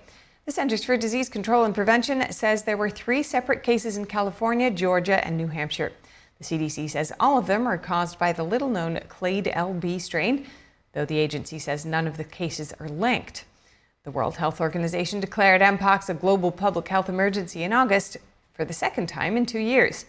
The New York State Department of Health declined to give out any additional details. California's FAIR Plan, which is the state's insurance safety net, has run out of cash to pay for Los Angeles wildfire claims and will get a $1 billion bailout. State regulators made the announcement yesterday. 2 of the most destructive fires in the state's history destroyed nearly 7,000 structures in the Pacific Palisades area and more than 9,000 in the suburb of Altadena last month. Since then, the FAIR Plan has been inundated with claims from homeowners without private insurance coverage. So far, the plan has paid out $914 million to policyholders. The $1 billion bailout is the largest in the history of the plan and will likely worsen the home insurance crisis by raising the cost of home insurance for California homeowners. California's insurance commissioner said new state rules should prevent more insurance carriers from leaving California and that should help stabilize the market. Kilauea volcano began shooting lava into the air once again on the Big Island of Hawaii. Kilauea is one of the world's most active volcanoes. It has been erupting on and off for nearly 2 months since it burst to life on December 23rd. The eruption has been taking place at the volcano's summit crater inside Hawaii Volcanoes National Park. No residential areas have been threatened. The latest release of molten rock began around 10 a.m. local time yesterday. A half hour later, a vent shot lava about 330 feet high. This is the 9th episode of eruptive activity since December 23rd. People have been flocking to overlook sites inside the national park to get a view of the eruption. And 2 people are in critical condition after an explosion near a bus headquarters in El Paso, Texas. The blast injured several people, triggered evacuations, and sent a thick plume of smoke into the air. The El Paso Fire Department says the incident happened yesterday inside a maintenance garage near El Paso International Airport. 7 people sustained injuries, with 4 transported to hospitals and 3 declining treatment. Among those hospitalized, 2 remain in critical condition and 1 in serious condition. The explosion was initially described as a vehicle explosion, but the cause is still under investigation. Authorities have yet to confirm whether a vehicle was the source. White House Press Secretary Karoline Leavitt is now addressing the media. Let's tune in to the press briefing. Confirmed that the president just recently got off the phone with President Zelensky of Ukraine. His truth is as follows. I just spoke to President Zelensky of Ukraine. The conversation went very well. He, like President Putin, wants to make peace. We discussed a variety of topics having to do with the war, but mostly the meeting that is being set up on Friday in Munich, where Vice President J.D. Vance and Secretary of State Marco Rubio will lead the delegation. I am hopeful that the results of that meeting will be positive. It is time to stop this ridiculous war where there has been massive and totally unnecessary death and destruction. God bless the people of Russia and Ukraine. I myself just spoke to the president about these calls, and he told me to tell all of you they were very good calls, they were very positive, and the administration is wholeheartedly committed to a peace deal to end once and for all the Russia-Ukraine war. More on that later. I'm sure you'll have more questions to ask. This week, the president has continued to deliver on his promises to the American people. According to new polling that was released at the beginning of this week by CBS News, an overwhelming 70% of Americans said that President Trump is following through on what he pledged to do during his historic campaign. The poll also revealed that Americans see President Trump as a tough, energetic, focused, and effective leader fighting hard to improve their lives and our country. And yesterday, in particular, was a truly special day for the United States of America. Thanks to the great leadership of President Trump and the strong and tough leadership of President Trump, Marc Fogel, an American teacher detained by Russia, was returned to American soil and met with the president here at the White House last night. Special Envoy Steve Witkoff and the rest of President Trump's incredible national security team helped to negotiate the exchange that secured Marc Fogel's release. This event shows a good faith effort from Russia, and it's a sign, as I just said, that we are moving in the right direction to end this brutal war. Malphine Fogel, Marc's 95-year-old mother, was understandably very worried that she would never see her son again after his arrest in 2021. Mrs. Fogel was actually slated to join President Trump on stage at the July 13th Butler, Pennsylvania rally to speak out for Marc, and then the infamous assassination attempt against President Trump took place. But that day, before the rally, President Trump promised Marc's mother that when he returned to the White House, he would bring her son home. God saved President Trump's life on that day in Butler, Pennsylvania, and now Marc Fogel is back home safely with his family as a result. God is good. The president also continues to bring back common sense to our government. This week, he signed an EO to end the procurement and forced use of paper straws. Taxpayer dollars were wasted on these non-functional and massively unpopular products for no other reason than it made radical activists feel good about themselves. And on trade, President Trump continues to take bold action to protect America's critical steel and aluminum industries, much like he did in his first term. And the president signed proclamations to close existing loopholes and exemptions to restore a true 25% tariff on steel and elevate the tariff on aluminum to 25% as well. This administration believes these tariffs will protect our national security and put American workers first. And in the Oval Office yesterday with Elon Musk, President Trump took further action to make our federal government more efficient and effective. He signed an EO implementing the DOGE Workforce Optimization Initiative. Now agency heads will coordinate and consult with DOGE to significantly shrink the size of the federal workforce and limit hiring to essential positions only. The unaccountable bureaucracy will finally be reined in.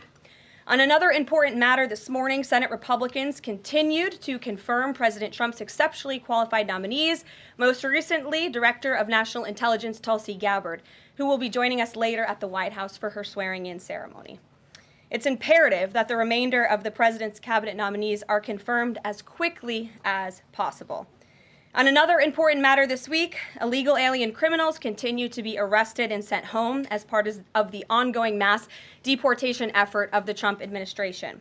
Just this week, 2 planes with 190 Venezuelan illegal aliens arrived in the Venezuelan capital from Fort Bliss, Texas. Here are some of the criminal illegal aliens who were arrested in the country this past week. ICE Atlanta arrested a citizen of Nigeria who had been convicted of money laundering.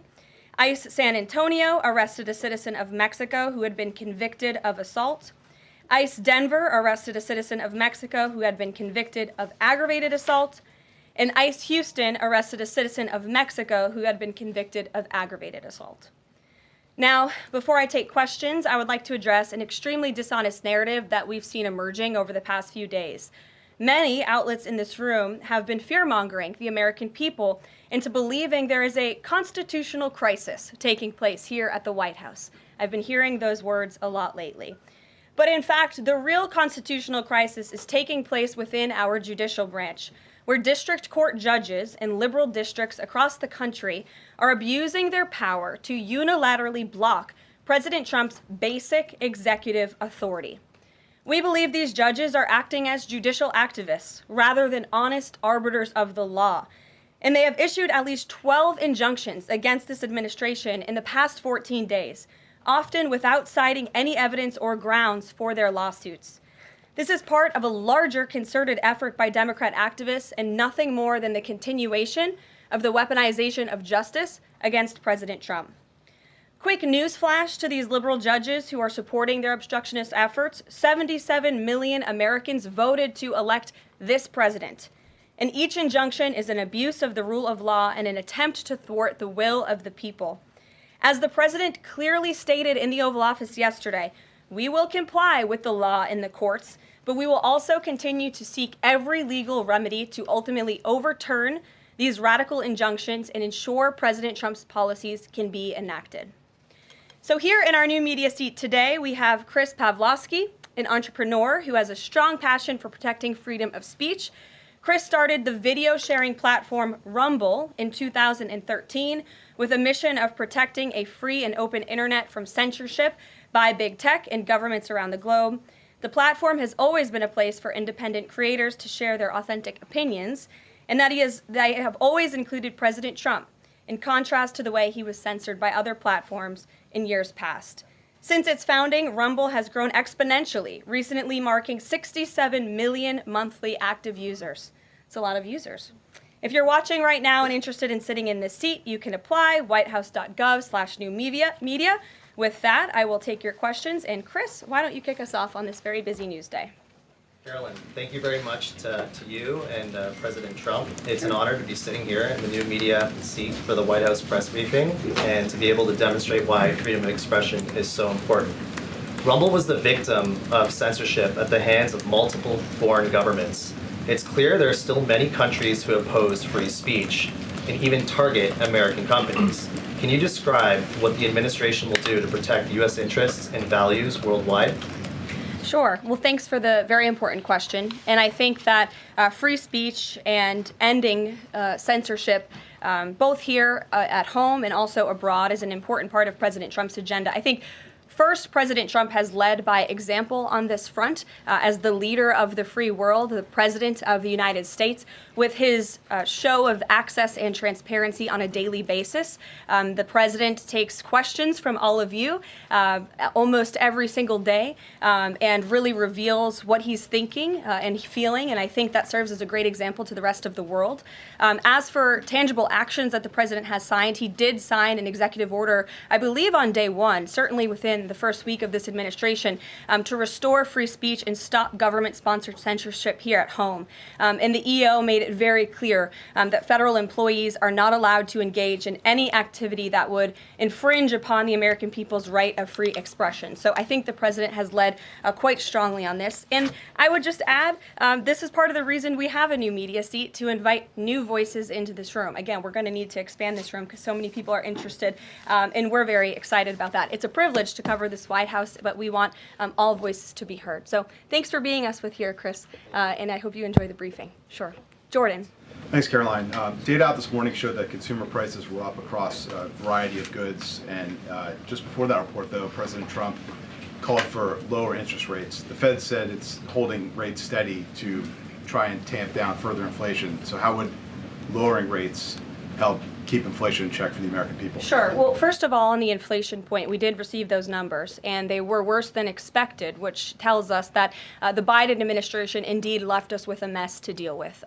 It's far worse than I think anybody anticipated, because unfortunately the previous administration was not transparent in where the economy truly was. We know people at this very podium told the American people that inflation was transitory and that it would go away. That was not the case. And now the last report of the Biden administration, as revealed today, shows that inflation is still about 4.5% higher over the past 3 months. This is an indictment on the Biden administration's mismanagement of the inflation crisis and their lack of transparency in addressing it. As for tackling inflation and interest rates, the president has made his position on this very clear. He wants interest rates to be lower, he wants inflation to be lower, and he believes that the whole of government economic approach that this administration is taking will result in lower inflation. I have said that from this podium many times. The president had record low interest rates and inflation rates in his first term. He believes that the economy can handle it and withstand it. And we're doing a lot to tackle the inflation effort on this front. It's a whole of government economic approach, and I've talked about what we're doing to tackle inflation quite a few times from this podium. Can you update us on reciprocal tariffs? That's going to come before Prime Minister Modi's visit tomorrow. I do believe it will come before the Prime Minister's visit tomorrow, and I will let the president discuss the details on the reciprocal tariff front. But this is something he believes strongly in, and it's very simple logic as to why the president wants to impose reciprocal tariffs. It's the golden rule, which we all learned when we were growing up in school. Treat others the way you want to be treated. And far too many nations around this world have been ripping off the United States of America for far too long. And that's why the president believes this will be a great policy that will benefit American workers and improve our national security.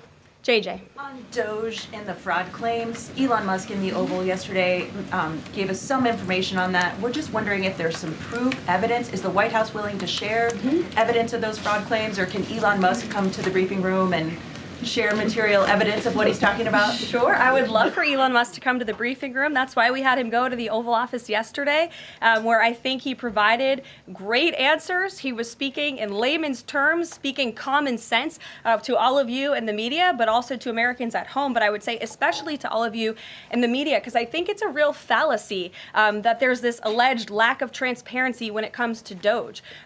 President Trump and Elon Musk have been incredibly transparent on what DOGE is doing. There is an X account with the DOGE handle. They are tweeting out what they are doing on a daily basis. They have a website where they are posting the receipts of the contracts that they are reviewing and the payments that they have stopped from going out the door. The secretaries of our departments have stopped from going out the door. And I would also say that before it was Elon Musk making our government efficient and accountable, it was some unnamed bureaucrat that none of you knew.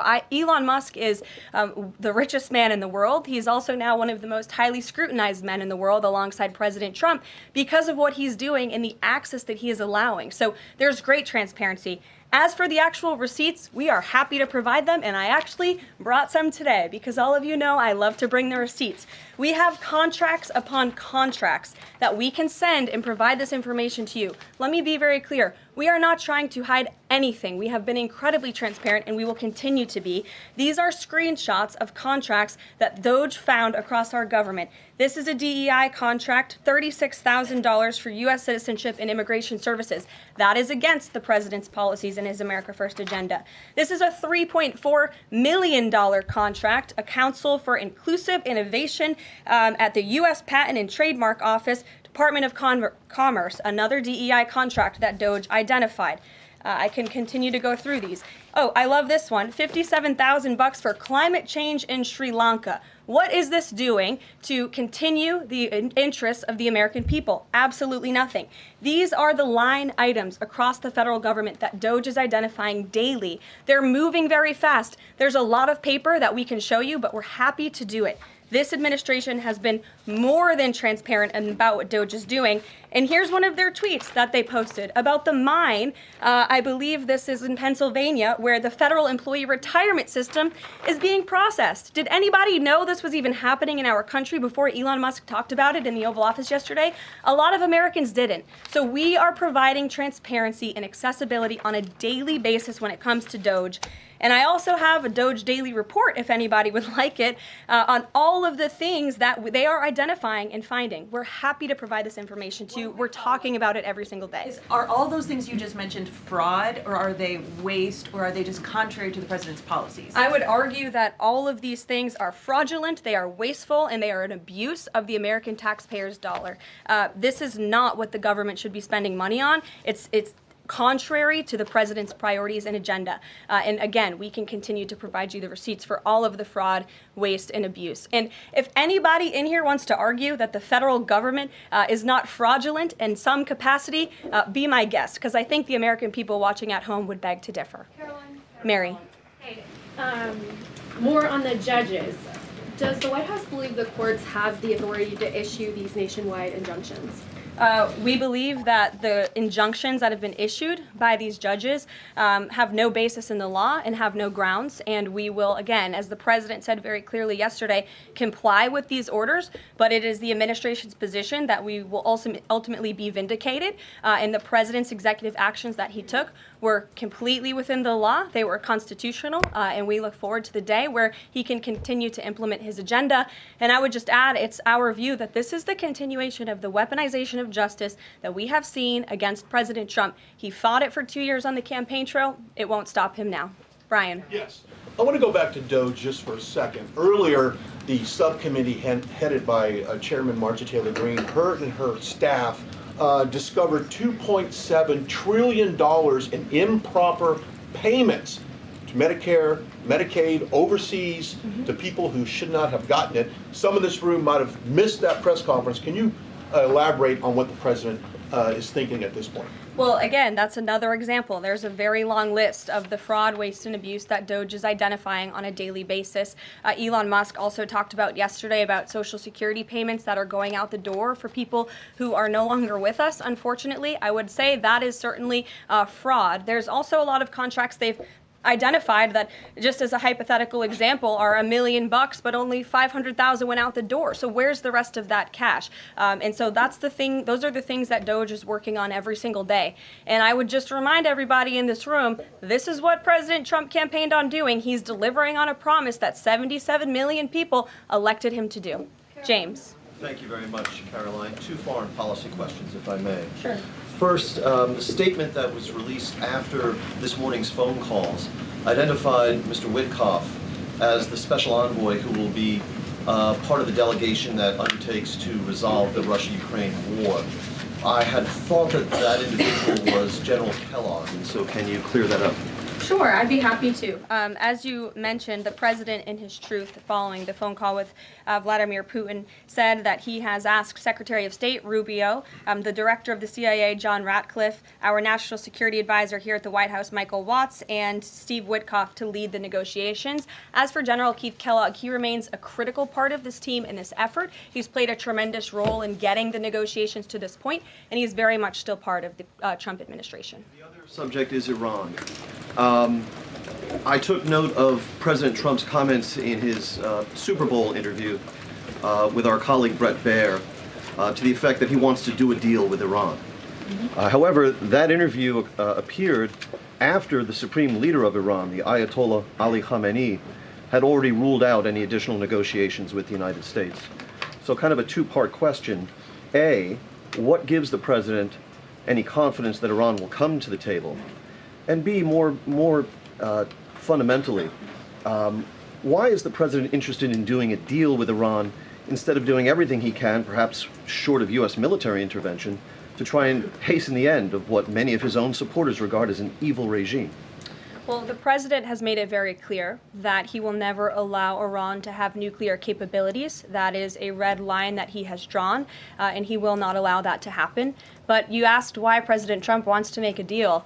I would remind you, he's the master of the art of the deal. He is America's deal maker in chief. He leads from a position of securing peace through strength.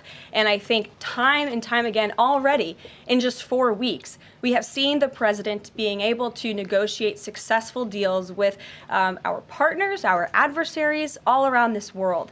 The release of Marc Fogel just last night is something that I think speaks to the president's deal-making ability. This is something that the Biden administration allegedly tried to do for 3.5 years. I think you all should go back and ask some of those Biden administration officials what they even tried to do and why weren't they successful, because for 3.5 years, Marc Fogel sat in a Russian prison, and it took President Trump 3 weeks to get him back on American soil. There's nobody better at making deals than Donald Trump.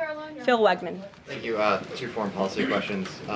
Ukrainian President Zelensky has said after the war that he wants NATO membership or nuclear weapons. We heard Defense Secretary Hegseth say that NATO membership was unrealistic. What's the president's view on the other option, on a nuclear Ukraine? I have not talked to President Trump about Ukraine's NATO membership or their nuclear capabilities. I would leave it to him to discuss. But I will tell you again that Secretary Rubio and also the Vice President, J.D. Vance, will be meeting directly with President Zelensky in Munich on Friday, and I'm sure they will provide a readout of that conversation and that discussion. And then the second question, given that this administration has called on Europe to take more responsibility for their own defense, I'm wondering, will the EU or any other European nation other than Ukraine be involved in these peace talks? I don't have any European nations who are involved currently to read out for you. Certainly, the president has employed a very strong team or deployed a very strong team to continue these negotiations. And the fact that he was on the phone with both President Putin and President Zelensky today shows that he's very much involved in this effort as well. And then just a follow-up, I guess. Sure. Should we expect the president to negotiate in person with Zelensky and Putin? I don't have anything to read out on that for you today. Maggie, good to see you. Thanks for taking the question. You talked about the transparency with DOGE and Elon Musk's press availability yesterday. There is a conflict of interest law in place that says that people who have personal interests can't interact with government entities that could touch on those. Has President Trump signed a waiver for Elon Musk? Does such a thing exist?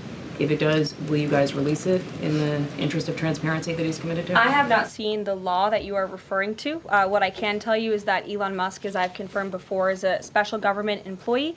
He is filing the proper financial disclosure, and he is complying with all applicable federal laws. As you also heard, Elon address this directly yesterday in the alleged conflict of interest, and he said everything he's doing is very public, and if you all perceive a conflict of interest, you're welcome to bring that up. And as the president said, if he feels like Elon is engaging in something that's a conflict of interest, he will tell Elon not to do that. And Elon also said yesterday that before he moves forward with anything, he consults with the President of the United States. So we're very confident with the ethics and the guardrails that have been put in place here. Caitlin. Thanks, Caroline. I have a few things for you, but on the commitment by President Trump, he said that he and President Putin agreed to visit each other's respective nations. Are there any preconditions that President Trump has that President Putin must do before he goes and meets with him, withdrawing some forces, withdrawing all forces, anything like that? Not that I'm aware of. That doesn't mean they don't exist, but I was just talking with the president in our national security team. I wasn't made aware of any conditions, but if they exist, I'm happy to provide those. And on the president himself, he styles himself as this master negotiator.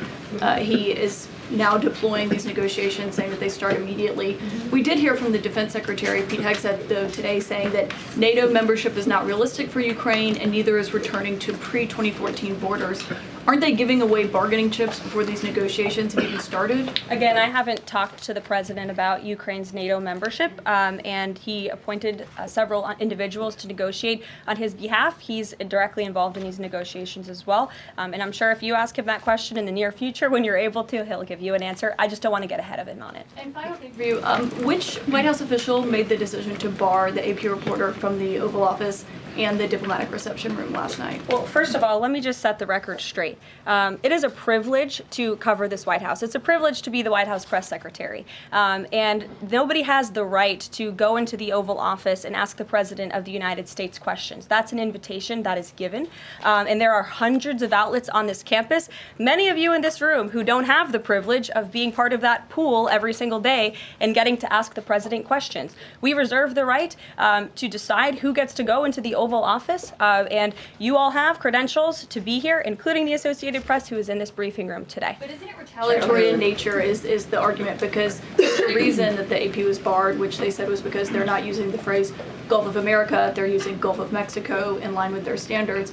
And so the question here is this setting a precedent that this White House will retaliate against reporters who don't use the language that you guys believe reporters should use? And how does that align with the First Amendment commitment that you were just talking about? I was very upfront in my briefing on day one that if we feel that there are lies being pushed by outlets in this room, we are going to hold those lies accountable. And it is a fact that the body of water off the coast of Louisiana is called the Gulf of America. And I'm not sure why news outlets don't want to call it that, but that is what it is. The Secretary of Interior has made that the official designation in the Geographical Identification Name Server. And Apple has recognized that, Google has recognized that, pretty much every other outlet in this room has recognized that body of water as the Gulf of America, and it's very important to this administration that we get that right, not just for people here at home, but also for the rest of the world. Sure. Thank you, Caroline. The prisoner exchange with Russia coming at the same time as the president is now announcing negotiations to end the war in Ukraine. The timing of that is hard to ignore. Was Ukraine discussed as part of this prisoner swap? I was not involved in those discussions, so I can't comment on whether that came up or not. What I can say is that this was a very good deal for the United States of America and for the rest of the world. As you know, we have confirmed that the Russian who will be returning home very soon, Alexander Vinnik, was a non-violent crypto criminal, and as part of this exchange, he has forfeited more than $100 million that he obtained in that illegal crime. And in exchange, of course, we got Marc Fogel, who is a middle school teacher who kissed the American soil, but kissed the ground last night when he returned to the United States of America. It was a great deal and a great day for our country, and I think everybody, regardless of political affiliation, agrees with that. And was Russia made aware ahead of time of the parameters that the administration and Secretary Hegseth was going to be announcing today? The NATO parameters? Yes. I'm not sure. You'd have to ask Secretary Hegseth in the Defense Department on that, since he announced them. Jackie. Thank you, Caroline. Caroline, just to be clear, so when we're listening for a shift in position on U.S. policy, should we only listen to the president and maybe not the Secretary of Defense? Because what he outlined today would represent a shift in U.S. policy. I'm not saying that. I'm just saying I speak for the President of the United States behind this podium, and I will let him discuss that. Can you tell us any more about the next hostage releases? I understand another American's coming out today. Sure. I'm glad you asked. It speaks to President Trump's deal-making ability, and we can confirm the safe release of one American and two individuals from Belarus, one of whom worked for Radio Liberty. Out of respect for the privacy of these individuals, their request, we have no further details to announce on their identities, but we can confirm that one American was released today, and it's a remarkable victory on the heels of Marc Fogel returning to America last night. Anything on who the U.S. might be releasing in exchange? I don't have details on that at this moment. Anyone in exchange? I don't have details on that at this moment. I do know that these three individuals have been released and are on their way home to their respective countries. Caroline, thank you so much. Can you explain how President Trump envisions the war in Russia and Ukraine coming to an end? Does he expect Ukraine to hand over all the territory in question? Again, these negotiations are ongoing. I will allow the president to divulge any red lines that he may set, but I think as deals in the past have come to fruition, the president has proven one of the things that makes him a very effective negotiator is not revealing what he's anticipating from both sides, but he is at the forefront of these negotiations in addition to the very qualified individuals who he's tasked with speaking to both President Putin and President Zelensky. And speaking of deals, a meeting with the President of the United States offers any foreign leader credibility. Was it part of the prisoner swap with Fogel that President Trump agreed to meet with Putin? Again, I was already asked this question. I said I was not made aware of that, but we can certainly get you an answer on that. I'll check in with the NSC. Sure, Monica. Thanks, Caroline. It's clear that this administration is dedicated to both truth and transparency. We know that with DOGE, but we also know that because this administration recently announced it's going to declassify the assassinations of Martin Luther King Jr., JFK, and RFK. I'm wondering, is it likely that we're going to see more information regarding the assassination attempts on the president's life while he was on the campaign trail? In regards to the assassination of the individuals you mentioned, President Trump signed that executive order directing the respective agencies to do it. I know that that process continues and is ongoing. He's committed to transparency in the declassification of these very important files that I think many Americans are not only interested in learning about, but also have the right to know about. As for the two heinous assassination attempts on the president's life, he's spoken to this publicly. I've spoken to him about it privately. And, as he said publicly to all of you, he feels he has a right to know about further information about the individuals who tried to kill him, tried to take his life. And so if and when we get that information, I'll leave it up to the president to decide whether or not he would like to reveal it. But I believe in the effort of transparency that we've seen consistently from this president, he certainly will. Daniel. Thanks, Caroline. I wanted to ask you about the $59 million that FEMA sent to New York City migrant hotels. Secretary Kristi Noem just put out a statement saying that she clawed back the full payment that FEMA activists unilaterally gave to NYC migrant hotels. She wrote, "Mark my words, there will not be a single penny spent that goes against the interest and safety of the American people." What does the response of the Trump administration send to any federal bureaucrats that are thinking about obstructing the president's agenda? They will be held accountable. The president is signing executive orders daily, and he expects all officials across the administration, regardless if they are a political appointee or if they are a career bureaucrat, to adhere to the will of the American people and the 77 million Americans who reelected President Trump. He is here for a reason, and he is focused every day on implementing his administration's goals and sending $59 million to a migrant hotel to house illegal immigrants when there are still people in North Carolina and California who have not received FEMA funding is not something that this administration is going to tolerate. Deanna. Thank you so much, Caroline. One on New York and one on Russia, please. On New York City Comptroller Brad Lander is accusing DOGE of clawing back $80 million that was intended for New York City FEMA funding. Wondering if you've heard about that figure, if that figure is accurate, and why that money was taken back. I have not heard about that figure. DOGE is moving very quickly, but I can get the receipts and gladly send them to you. I know that story is likely of great interest to the New York Post. John. Russia, please. Sure. Is President Trump waiting for a kind of signal or an action from Putin to go to Russia? And would he be willing to go to Ukraine in the future? I don't have any decisions to make on the president's potential visit to Russia or any in-person meeting at this time. John. Caroline, two questions, one on foreign policy, one on domestic policy. Following up on the president's call that he had with President Putin, does the president view Russia, does he view President Putin as an ally, as a partner, as a competitor, or as an adversary? I believe this nation views Putin and Russia as a great competitor in the region, at times an adversary, but as the president has said as well, he enjoys having good diplomatic relationships with leaders around the world, finding that common ground, also calling them out when they are wrong, and leading from a position of peace through strength. That's the president's greatest strength, and we've seen that again, time and time again. And then, as you pointed out in your statement regarding the confirmation of Tulsi Gabbard, there was one Republican who voted against the nomination of Tulsi Gabbard. It was Senator Mitch McConnell. Similarly, how does the administration view Senator McConnell? Can he be a partner in the president's legislative agenda? Are you disappointed that he voted against not only Tulsi Gabbard, but also Pete Hegseth to be the defense secretary? I think we're greatly disappointed in any Republican who chooses willfully to vote against the president's exceptionally qualified cabinet nominees and picks to lead his America First administration.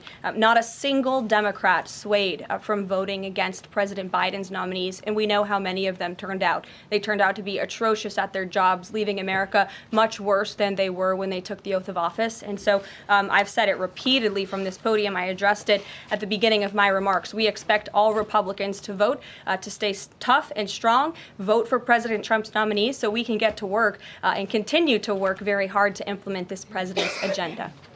Sure. Thank you, Caroline.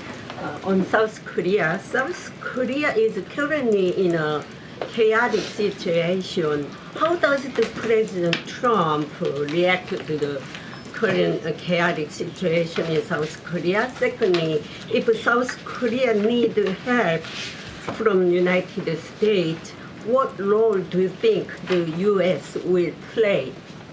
Sure. I haven't spoken to the president about the ongoing situation in South Korea. I would defer you to his previous statements. And I can also see if I can get you something new from the National Security Council, who I'm very confident the officials that are focused on South Korea are on this. I just haven't spoken to them about it, but I'm happy to provide that for you.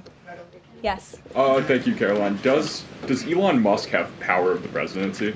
Absolutely not. Right. I asked that question. I asked that question because, the Democrats have been hurling insults at Elon Musk, hurling attacks, calling him President Musk. Most recently, Jamie Raskin, the congressman, took it a step further, calling for Musk's impeachment, saying that he somehow usurped the power of the presidency. What's your response? It's utterly ridiculous. Elon Musk addressed this in the Oval Office yesterday. The president addressed it as well. Elon Musk is serving at the pleasure of the president, just like everybody else on this team. He takes directives directly from the president of the United States. And I think some of the comments that you referred to are nothing more than a failed attempt from the media and from Democrats to try to sow division in this White House. We saw them do it in the first term. We're not going to let them do it in the second term. This is a unified team who is working at the pleasure of the president to do what's right for the American people. I have one more quick housekeeping note before I leave you all today. The president wanted me to share with all of you that he had a wonderful meeting with King Abdullah of Jordan yesterday. They discussed many things, including the Gaza Strip and its future at great length. The king would much prefer that the Palestinians stay in place, with the additional land to be used for new development, which would greatly create jobs at levels never seen before. But the president feels it would be much better and more majestic if these Palestinians could be moved to safer areas. I would just add to that the president remains wholeheartedly committed to seeing peace in the Middle East, and our Arab partners in the region have been tasked with coming up with a peace plan to present to the president. That is ongoing. King Abdullah mentioned that yesterday. He also committed to accepting 2,000 sick children from the Gaza Strip, which the president called a beautiful gesture. So the administration continues to work with our Arab partners in the region. We stand closely with our ally Israel, and the president has presented this big, new, bold idea to secure peace in the Middle East, and he is not going to waver from that. And we look forward to seeing that goal of this administration achieved as well. Thank you very much, everybody, and we'll see you very soon. Have a great day. Thank you. For round-the-clock original news coverage, watch us live at ntd.com/live or download our NTD app. And be sure to stick around for NTD Newsroom at 2 p.m. Eastern. We'll cover more stories from the U.S. and around the world right after this break.